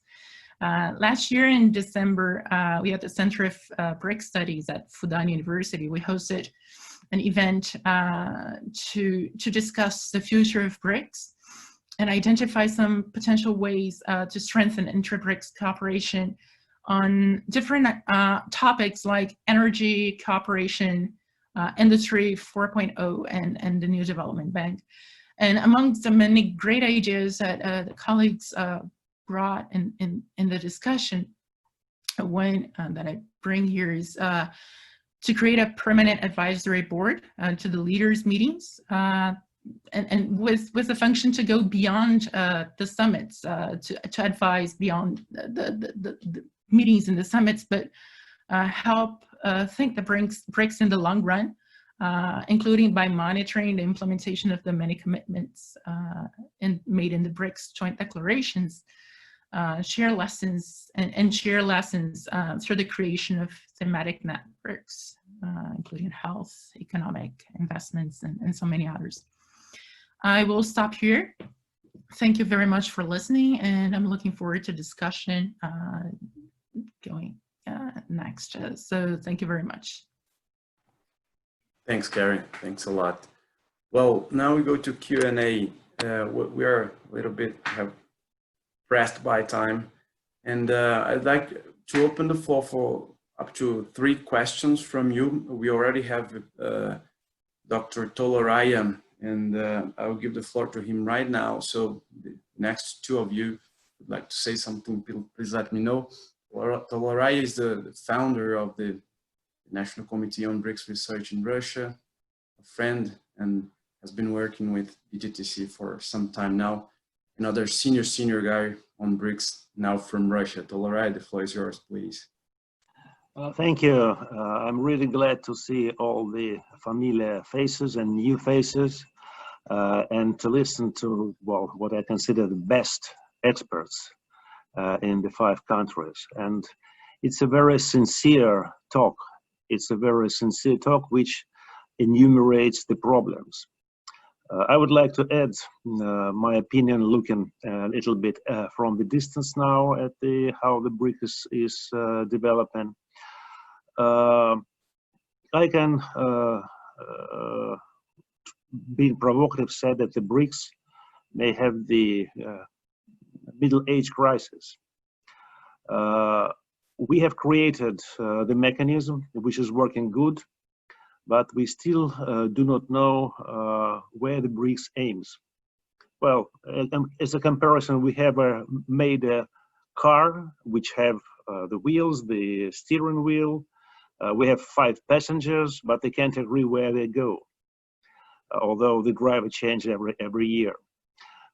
And the current crisis after pandemic have underlined that the contradictions between the passengers have become more acute. All over the world, the pandemic caused the increase in nationalism, sometimes national egoism, and BRICS is not an exception. So, just to be brief, I would say that before we go to concrete issues, how the mechanism in this or that area should operate, it's important to set the goal. It maybe sound naive, but so far I can see that there's no force in this world, no power center which can take the function of the transition from the old world order to a new world order.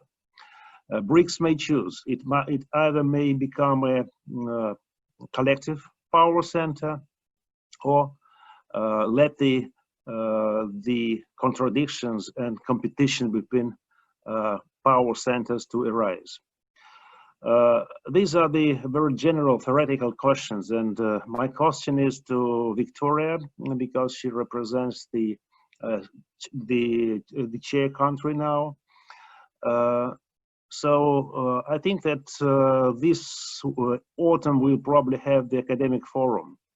And my suggestion is, can we produce, or you produce, the experts, not a lengthy recommendations, but just a half-page memorandum telling to the leaders what is the real problem, what's the root of the matter, and where Brics should go in its second decade, without saying much words, without being concrete on several issues, but just to set the function of and the role of Brics in the world straight.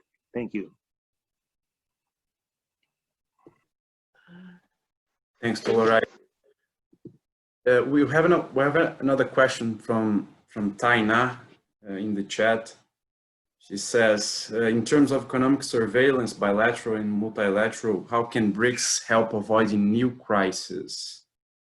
She's from Rio in Brazil. Well, with that, and I'd like just to add another question for you, and then we go quickly back to each of the speakers. Well, in fact, with this seminar, we didn't expect to find the detailed solutions for all the crises and all the problems of the Brics and of the world, obviously. We're here to share more doubts than solutions, more questions than answers. But that's the very first step we need to make in order to go any further. So trying to sum up in what all the speakers said, and give you back in one question, that is, Victoria brought us back to the principles of our cooperation. That is, if we go back to when we started to think of the Brics as a group, we were there as the new kids on the block, trying to reform especially the global economic governance. And we strived, and we got to a point where we now have the contingent reserve arrangement, and we have also the New Development Bank. They are working, and that's interesting. But we couldn't go any further from that up to now. And the crisis right now is definitely a great challenge and a great opportunity for the Brics in order to maybe go back to those principles that Victoria brought us. That is, if there's Brics and you want to work as a group, and we have somehow, as far as I can see, we continue to share those principles that brought us together, the principles of multilateralism. We wanted to change multilateralism. Exactly. We thought that the world was not, the world order was not well managed the way it was. So we wanted institutions that were there to be reformed. So again, we start to talk more and more about reviewing multilateral institutions, and obviously not only by the emerging economies right now, but again, those are some of the principles that are really the basis of our collaboration. And Renato brought many interesting aspects that are quite specific to trade investment and technological transfer that is also very important.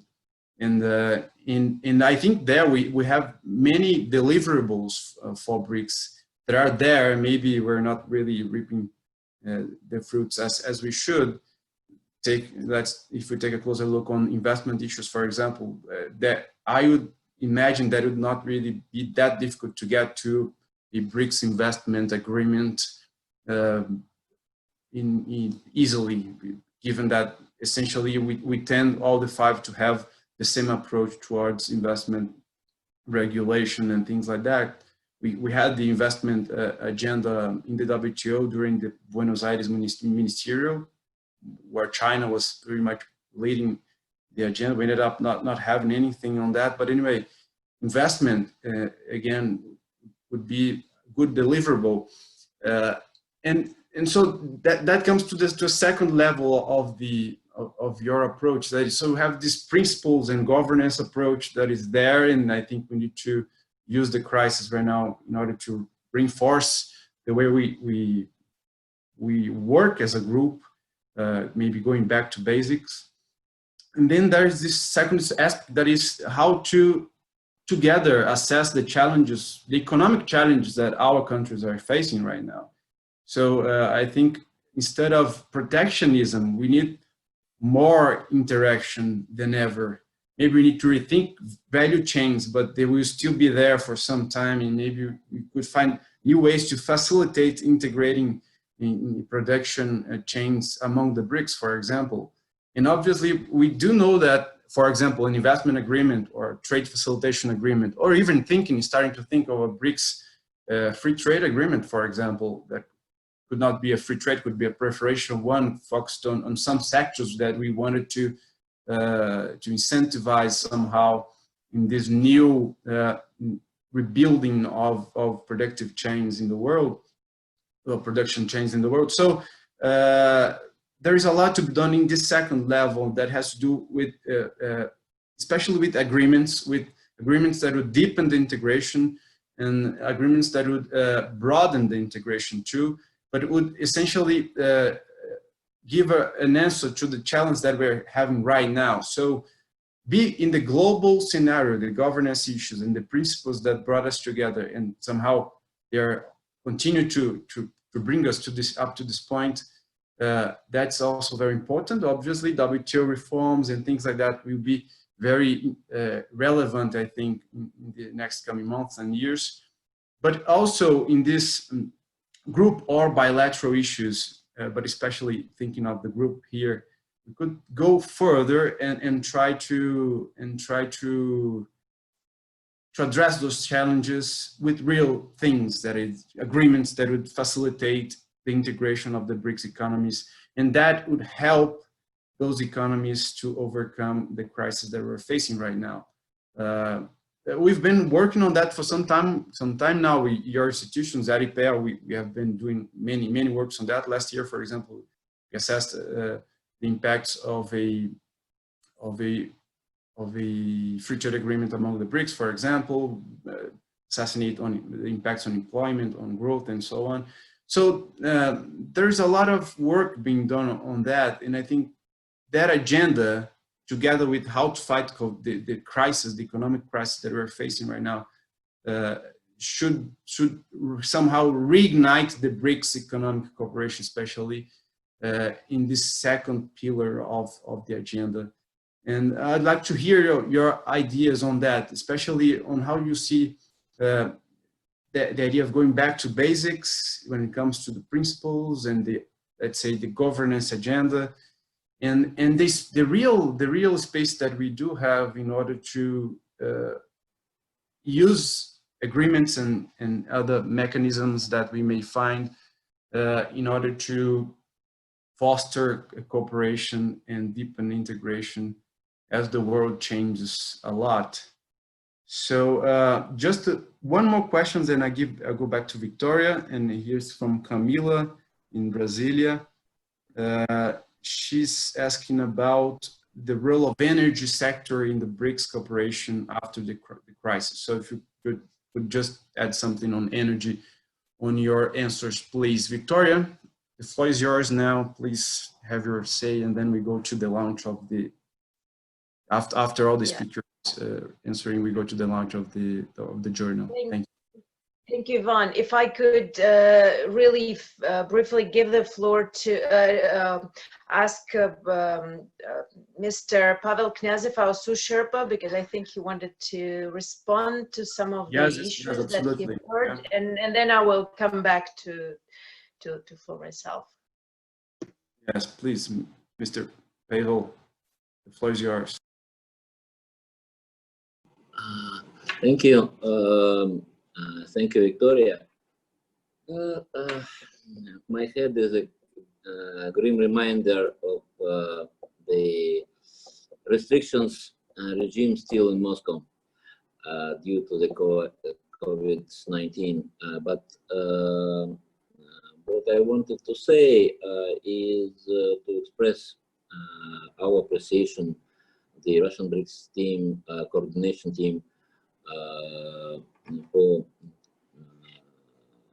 holding this very interesting discussion.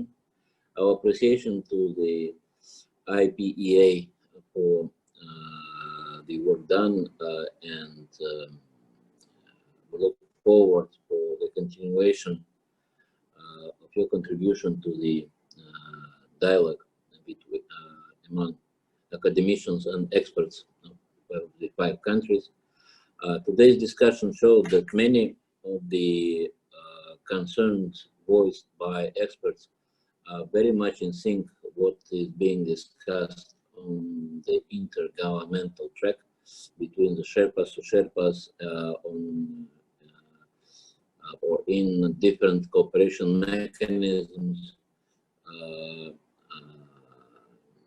I don't think that it would be timely for me to try to answer to the many questions raised, but just as one of the observation that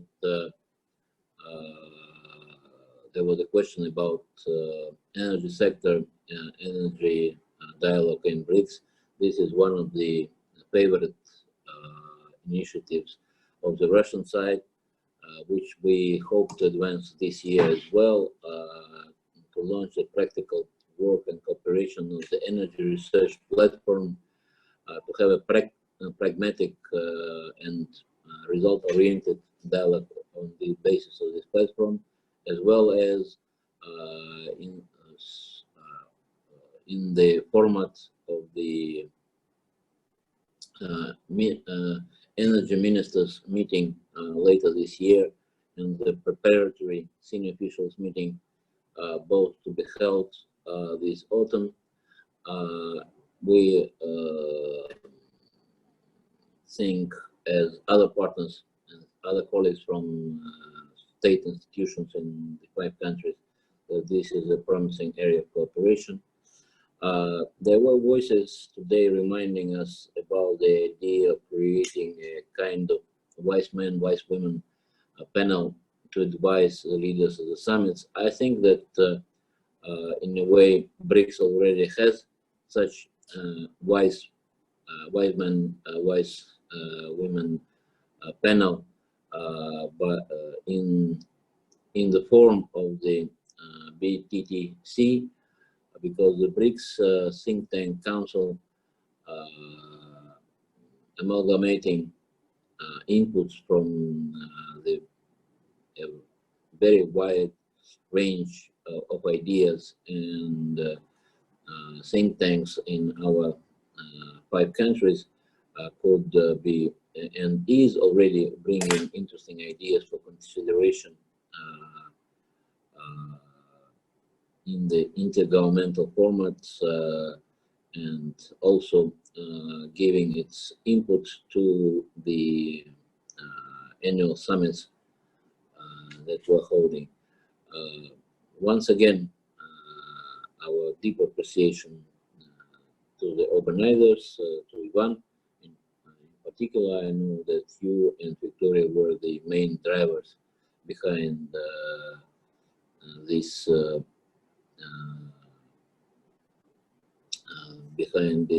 webinar, and also I would say that the special issue of your journal is a very interesting reading, and we look forward to taking maybe some ideas as food for thought further down this year. Thank you, and we look forward for continuous cooperation with Brics Think Tank Council throughout this year. I know that Victoria is planning to have a meeting next month. You can count on the support of the chairmanship this year and further on. Thank you. Thanks, Mr. Pavel. I just like to stress that thank you for being with us all that time. And also thank Leonardo Gorgulho, the Sous-sherpa, the Brazilian Sous-sherpa to Brics, that is also with us all the time.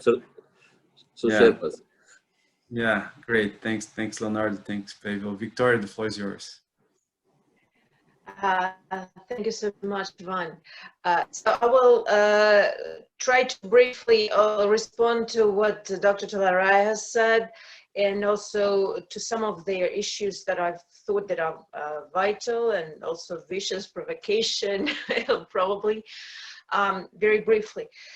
So Dr. Talarai, when you were earlier, several years ago, we've launched such a thing as, and you were the main driver in Russia behind it, the learned long-term vision for the Brics. And I think this BTTC product was very timely, very thought-provoking, very deep. While we are already into over a decade of our life together, it's high time, knowing that we take commitments, we do something. It works only when we are providing for both continuity, and we are providing for commitments realization, for implementation. And that is why what we thought is relevant, and we discussed it during our earlier meetings, yet during Brazilian chairmanship, that it is very important to look at what Brics have done so far, how they've been following on the decisions of the leaders, and this will allow to see into the weak, strong points and see the best pathway forward. And this type of monitoring is exactly what we as a hosting team for this year have already, as our expert council, have already started doing. This would be one of the points that we are to discuss, and we'll be sharing the product that we have up to now with our colleagues from the BTTC very soon. And I hope this will be also a joint endeavor that will help us see what is next for the Brics. This is extremely important, and to look behind, see what we've done, and then look with a very solid foundation behind us, look into the future. This is very important. I cannot not respond to Vish with his provocation on that we've done so far out of the important things only NDB and CRA. First of all, if you compare Brics and the G7, who's been there for a long time, and G7 always were put up as an example of perfect combination of interests and correlation of interests of those members. And you know, during the first decade of their existence, they never ever managed, even further on, they never ever managed to achieve any tangible result which would have as an outcome an institution, financial institution, that would be not just put there in words, but is actually functioning. We already have a second chair starting from July 7th, as Mr. Knyazev have told us, the Brazilian chair, and this is their bank that provided for already for their projects of over 15 billion. This is not counting their lines, credit lines that are to be offered for China, India, and those who are in need, others for overcoming COVID pandemics. Also, there were some questions on what the Brics can do in order to promote further their cooperation. We already, if you look into smaller steps, but very essential ones, maybe it's not a good enough PR that we're having, but so far the Brics have had their program where they're offering grants from each of their national foundations for the scientists and researchers when they are coming out with their joint grant proposal. And we, by today, if I'm not, I think I'm not mistaken, I checked the figure recently, it's 91 projects altogether approved, joint Brics projects. It's maybe not enormous amount of projects. We can have twice as much, 10 times as much, but I think that's nevertheless quite a good result, especially taking that those are areas that are comprehensive, that are undertaking areas in all STI cooperation of all the 5 countries. So I think it's a good step forward. And one thing we need to do is to tell more about it, and our ministries need to give the foundations that are responsible for providing those grants, they need to give more advertisement to such things where researchers on the ground can provide for this basis for our cooperation further on. And with their, I think Mr. Knyazev already answered on their energy cooperation. But what I just like to add briefly is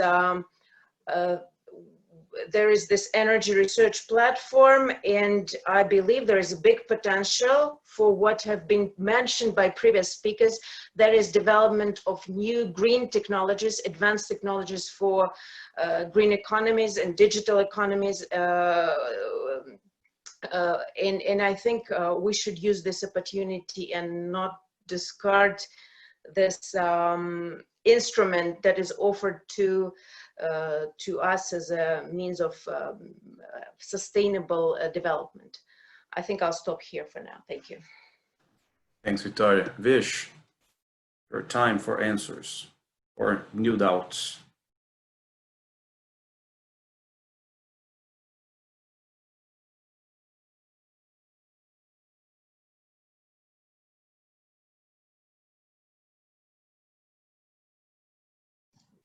Can you hear me?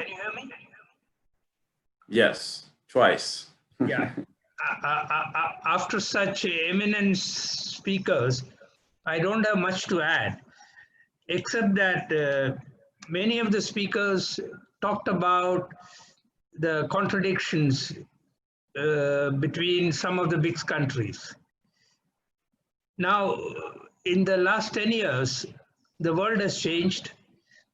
The perspectives of countries also change. So it is nothing unusual that some contradictions may arise. But in my view, BRICS is as a strong grouping. It is true that compared to 10 years ago, the level of convergence on various issues among the 5 countries is not there as it was 10 years ago. But there is nothing to panic. We can still work on. The silver lining is there are very strong constituencies in all the 5 countries who are pro-BRICS and who want to work for developing BRICS further. And my suggestion is what you said, Ivan, very nicely, that we have to go back to basics. Go back to basics, identify.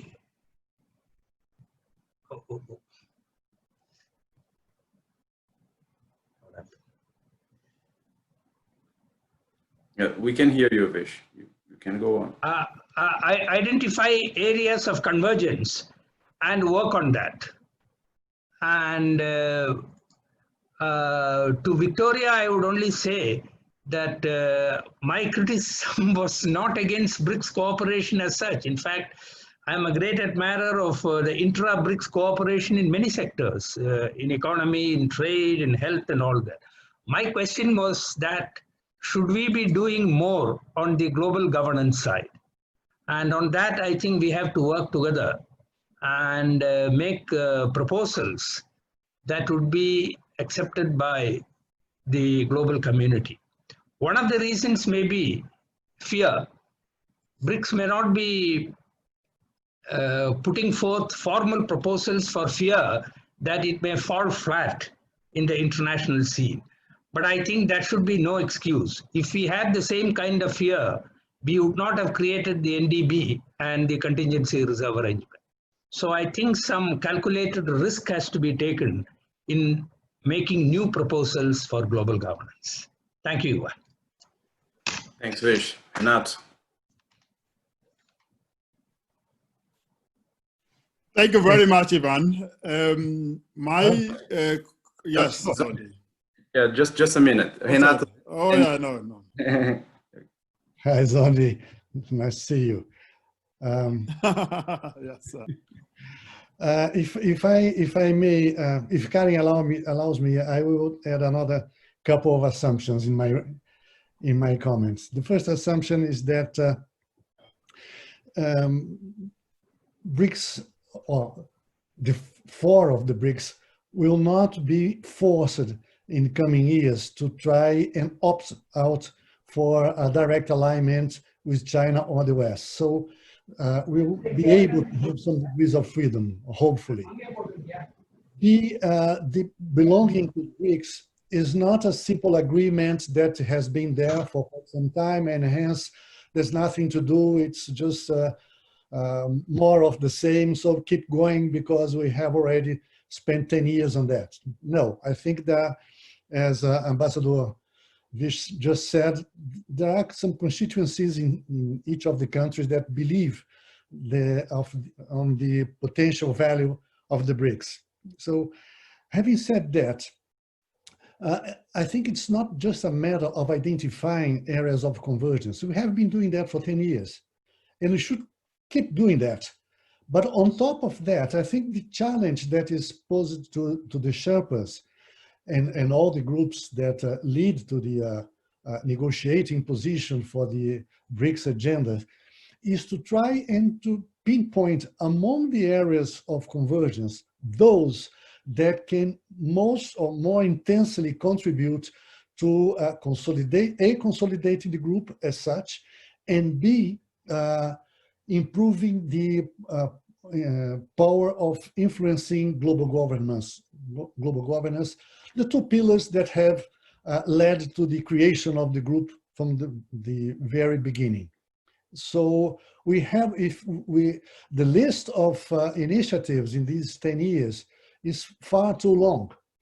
Every post-summit declaration is increasingly big.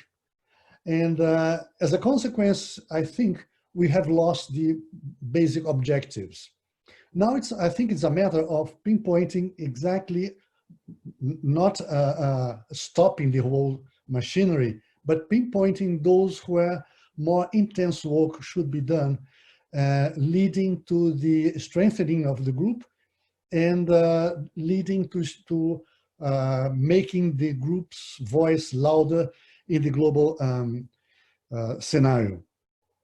And for that matter, I agree fully with Tularaya that the BTTC should try and make an effort and propose to the leaders what could be those specific issues on top of everything.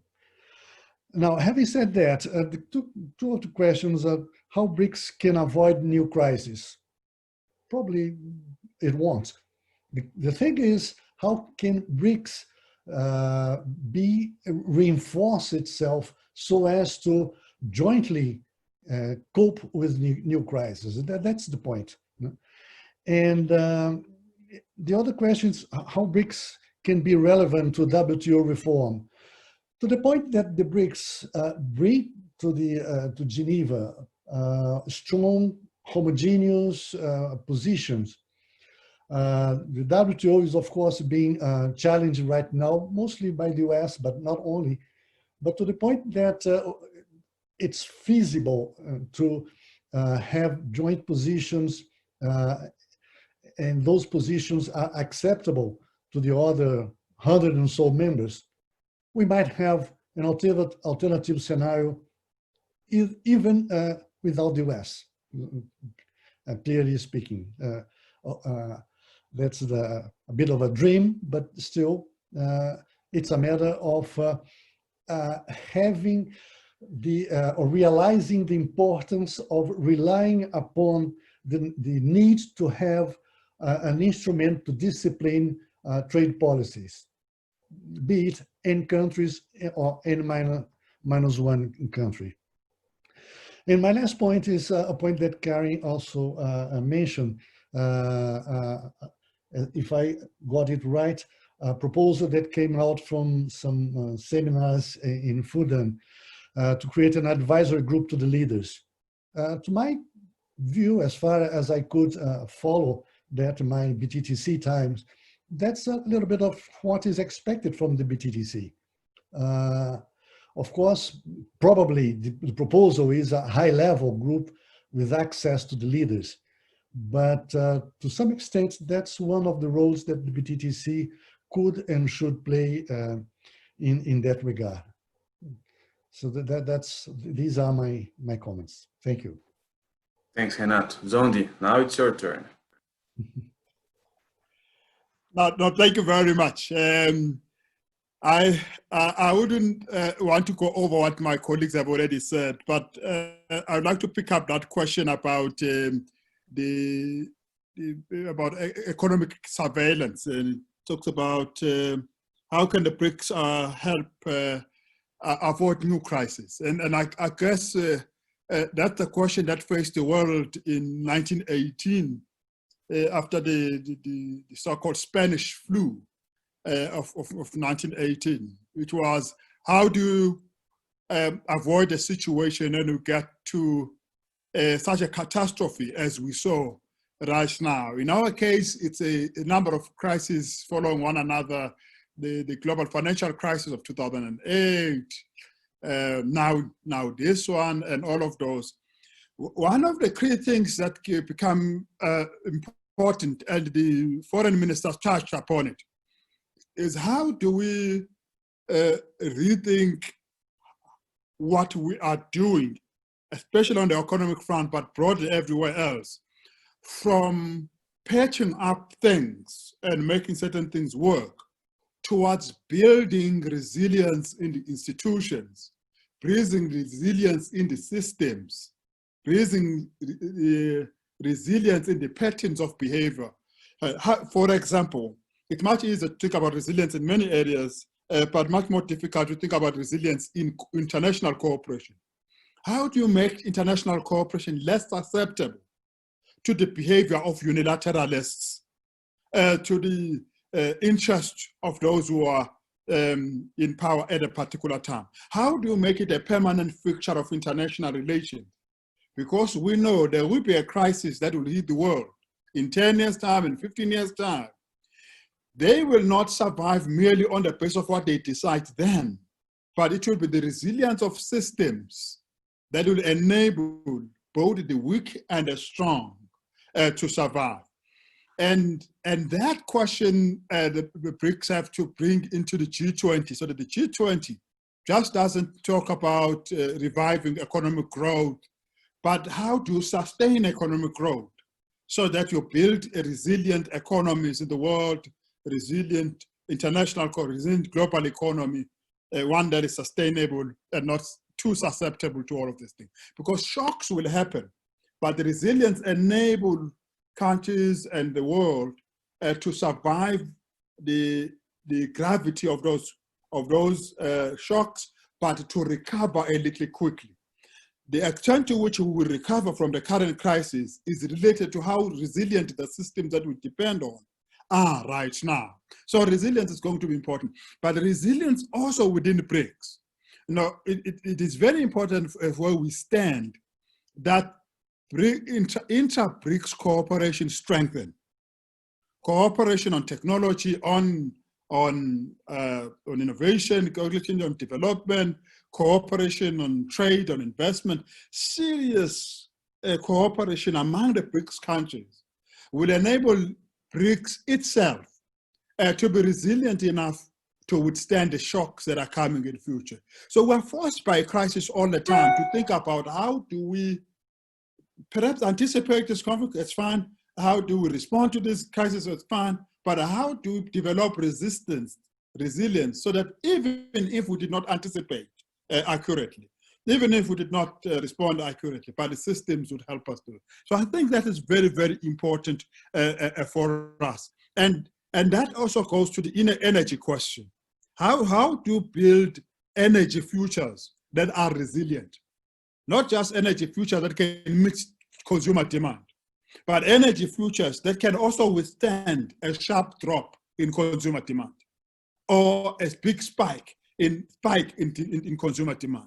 So it's going to be an important one. With regards to the question on world trade reform, I think it must be linked to our position. What is going to be BRICS' position on the new normal internationally? What is the new normal in terms of global multilateralism? What is going to be our approach about how do you reform all institutions now globally so that we draw from the lessons of COVID-19 to prepare all the other institutions, even those that were least affected, for shocks of the future? Again, resilience is, for me, a key word in relation to that. I'll check it out. Thanks. Many thanks, Andy. Chen, the floor is yours. Okay, I'm going to share some words that is still, again, I believe there is so much uncertain for the COVID-19. It is still not the peak for the COVID, for this transition among the family members in some country. I can see in Brics country, they're still on the way to take some effective measure to prevent the widespread in their country. In this regard, that will depend what kind of measures the country will take to prevent the widely spread in some country, to cause the death tolls in some country. Second, and when is the time to resume the normal activity, especially for the economy. If there's no right answer for the economy recovery, there's got to be a problem for what we want and what we can. To be exactly today, here we have a lot of discussion and do share some lights for what we can do, what we want to. But still there's some precondition for me to know that we have the capability to contribute efforts to achieve the goal, to take some measures to reinforce cooperation among the BRICS members. But still, again, we needed some capability. One of the capabilities that the investment, the money, the resources. For that regard, the BTTC, as we mentioned, it is very urgent work that is to tell the leaders what's the problem and what's the severe issues that face into our 5 members. And then later on, we may see what is the possible way for we to reinforce the investment, the traders, and even the cooperation with SDG, and for the poverty reduction and the education, etc. All in all, and it is there on the way for the COVID-19, and what would be cost for the futures, I can see. They may not change the words too much, as the previous speaker mentioned. Still, the national power or national interest still makes sense for the country to defend the invasion of the coronavirus. And the second, we need the mobilization for the governments to reunion the fellow citizens again, to take some measures, especially to keep the social distance. In this way, we can hold the spread of the COVID-19, and also that's the right time we reopen our economic activity. Only in that way, I believe, especially based on some effective, good lessons showed in the world, that is maybe that's the time for we to discuss what we can do for the world, what kind of way we can reinforce the cooperation. So much for event. Thanks, Chen. Karin? At this point, I don't have much more to add other than stress what Renato and Vish said in their final remarks about not only identifying points of convergence, we've been doing this for many years now, but actually building on the commitments made and the institutions and the mechanisms that we already have within the BRICS to realize these commitments, and at the same time strengthen the bloc, the grouping as a whole. And on the question about the crisis, how to avoid crisis, They're unavoidable. Crisis is part of life. It's part of human nature. They will happen. The world is changing, and new crises and new issues will arise ahead of countries, and it's our role to identify, to know how to deal with them, and what brings the 5 countries together and build on that. I always like to make an association between the Brics and the rocket or a spaceship. From the time that you launch the rocket, you have the full machine, right? But to the time when it gets to the outer planet, to the moon or whatever it's going to, it's just a tiny portion. It's the core that reaches. So we need to keep that core in mind, and that's the real value and the relevance of Brics going forward. So thank you very much for this brilliant discussion. Many thanks, Karin. Well, many ideas and thought-provoking and interesting ones that our institutions and ourselves will be able to develop in the coming months. Good ideas for BTTC agenda. Definitely under the Russian presidency, we will be able to deliver on some of those. And now let's go straight to the launch of the Perspectives of the World Review Special Edition. And I just would like to invert the order. I'd like to ask our colleague Pedro Barros, the chief editor of the journal, to have a say on this special edition, on this new era for the Perspective of the World Review. And then I will give the floor to Victoria, the co-editor of this special edition, and then get back the word and finish our meeting. Pedro, the floor is yours, please. Thank you very much, Ivan. You can find in the chat the link to the new issue of review. I also sent you the PDF file. It's in the chat. It's a great pleasure to participate in this conversation with the 2 issue editors of this number of the review, Ivan Oliveira and Victoria Panova.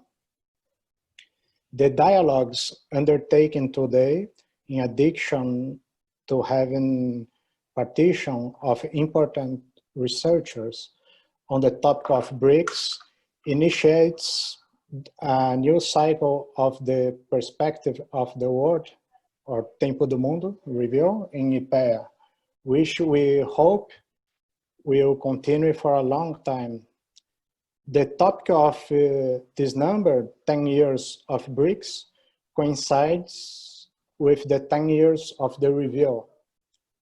In previous editions, the Brics had already been discussed in isolated articles, but today we have 10 texts brought together with the participation of authors from the 5 member countries of the Brics Think Tanks Council, BTTC, and the 5 more articles with different institutions dealing with Brics development process and challenges.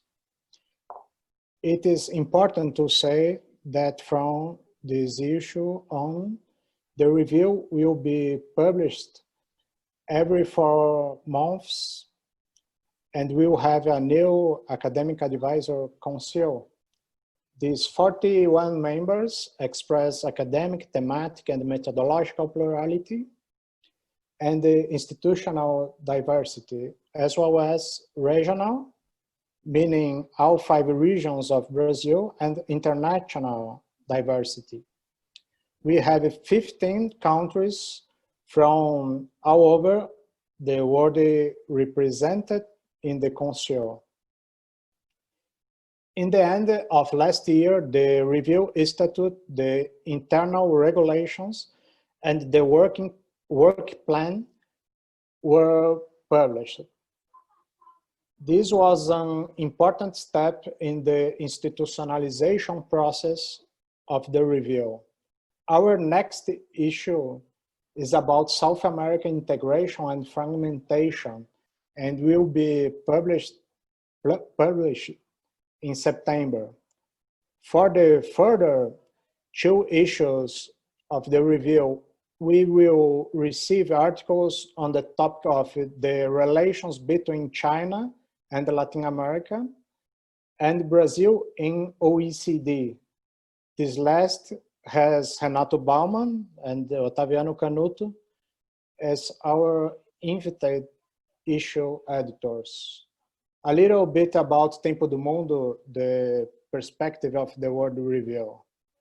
It was created in 2009, considering the need for IPEA to contribute to the process of strengthening the academic and political dialogue with the world, as well as the process of exchanging ideas and the knowledge that allows IPEA to follow cutting-edge research with a view to the public policies and aim at the development of Brazil. I invite everyone to enter in the review website, read the articles, and write for the next numbers. It's all. Please, Ivan, the floor is yours to close our meeting. Thank you. Thanks, Pedro. Victoria, I would like to have a say as issue editor of this Brics special edition. I will be very brief. I think it's not just only the Brics is a very hot topic on the agenda, but also it is a vital element, the publication of their Tempo do Mundo, because, well, at least for our Chinese friends, it's beyond, it's past midnight already, their time. So that means if it is, if they're still not asleep, if they're still with us, it does matter for all of us, for each and every person in this webinar. This is an important topic, and why I think this is not only timely but also very relevant is because there is, first of all, from each of the countries, from the Brics, the first 5 articles that we could see in this journal, the development of the visions, how they come over the past over 5 years. It's 7 years, I think. Victoria is out for a minute, but I think I'm back, sorry. And she's back. Yeah, okay. Yeah. Okay. So very briefly, it's a development of how the vision have evolved over the past years with their view of which countries in the most relevant, most practical and areas of cooperation that Brics see as vital for their further development and for the development of the world. And also it is very important that we have another half of the magazine, of the journal, that invites other authors. Let's see. I keep disappearing, so I will just say you will read it and you will understand how important it is. I will finish here. I'm afraid to disappear once again from the internet. Thanks a lot, Victoria. Thanks, Pedro. Wow, thanks, Victoria, for the partnership in this special edition. And a big thanks to Pedro and all the people that are working with this new agenda for the review. Julia, Sophia, there are brave girls that are helping us in many fronts, especially with the journal. Yeah, we have a great expectations on what we can achieve with this journal, with this new era.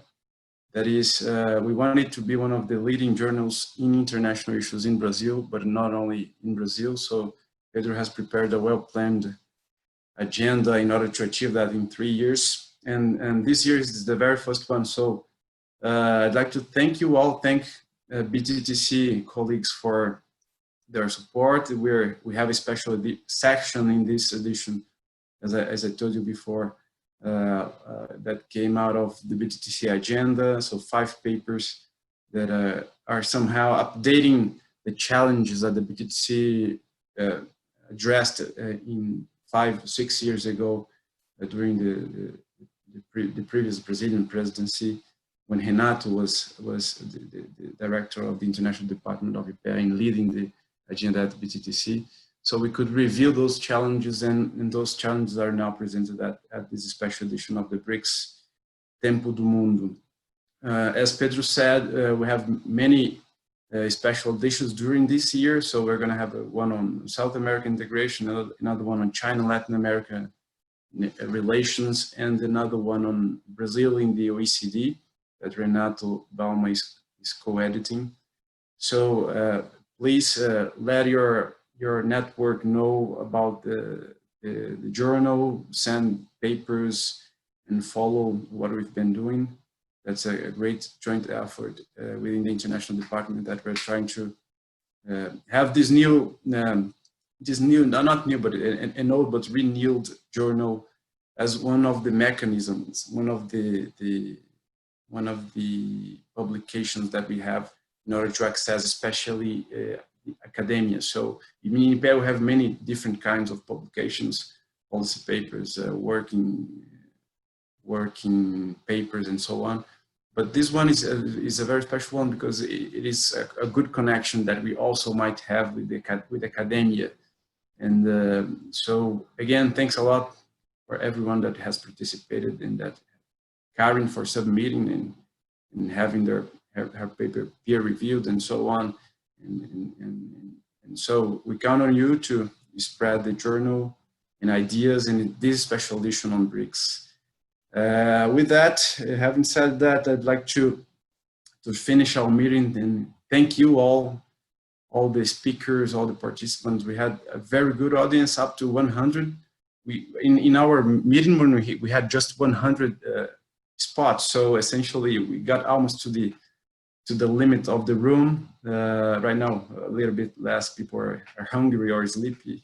But anyway, it was a great seminar, a good start for our international department agenda with webinars. I'd just like to let you know that next Monday in Brazil, unfortunately, due to the difference of time, maybe some of you will not be able to participate, but we will host our second webinar with the International the Inter-American Development Bank on the challenges on trade policy and production integration in the world today. So we're gonna have good discussions on trade policy with them, and you're all invited. It will be at 5 p.m. in Brazil, so not so good for some colleagues from other countries. But anyway, it will be recorded, and we can send you the link to the discussions later on. But that's part of our online agenda, and hopefully we'll be able to have more discussions like this in the coming months. But more hopefully than that, we're going to be able to go back to our people, to our contacts in person that are really important, and let's hope that we can find a solution to the crisis of health and economic, and we can go back on track in the world, in Brazil and everywhere. So long live the Brics. Thanks a lot for your participation. Great pleasure to see you all, and see you all soon again. Thanks.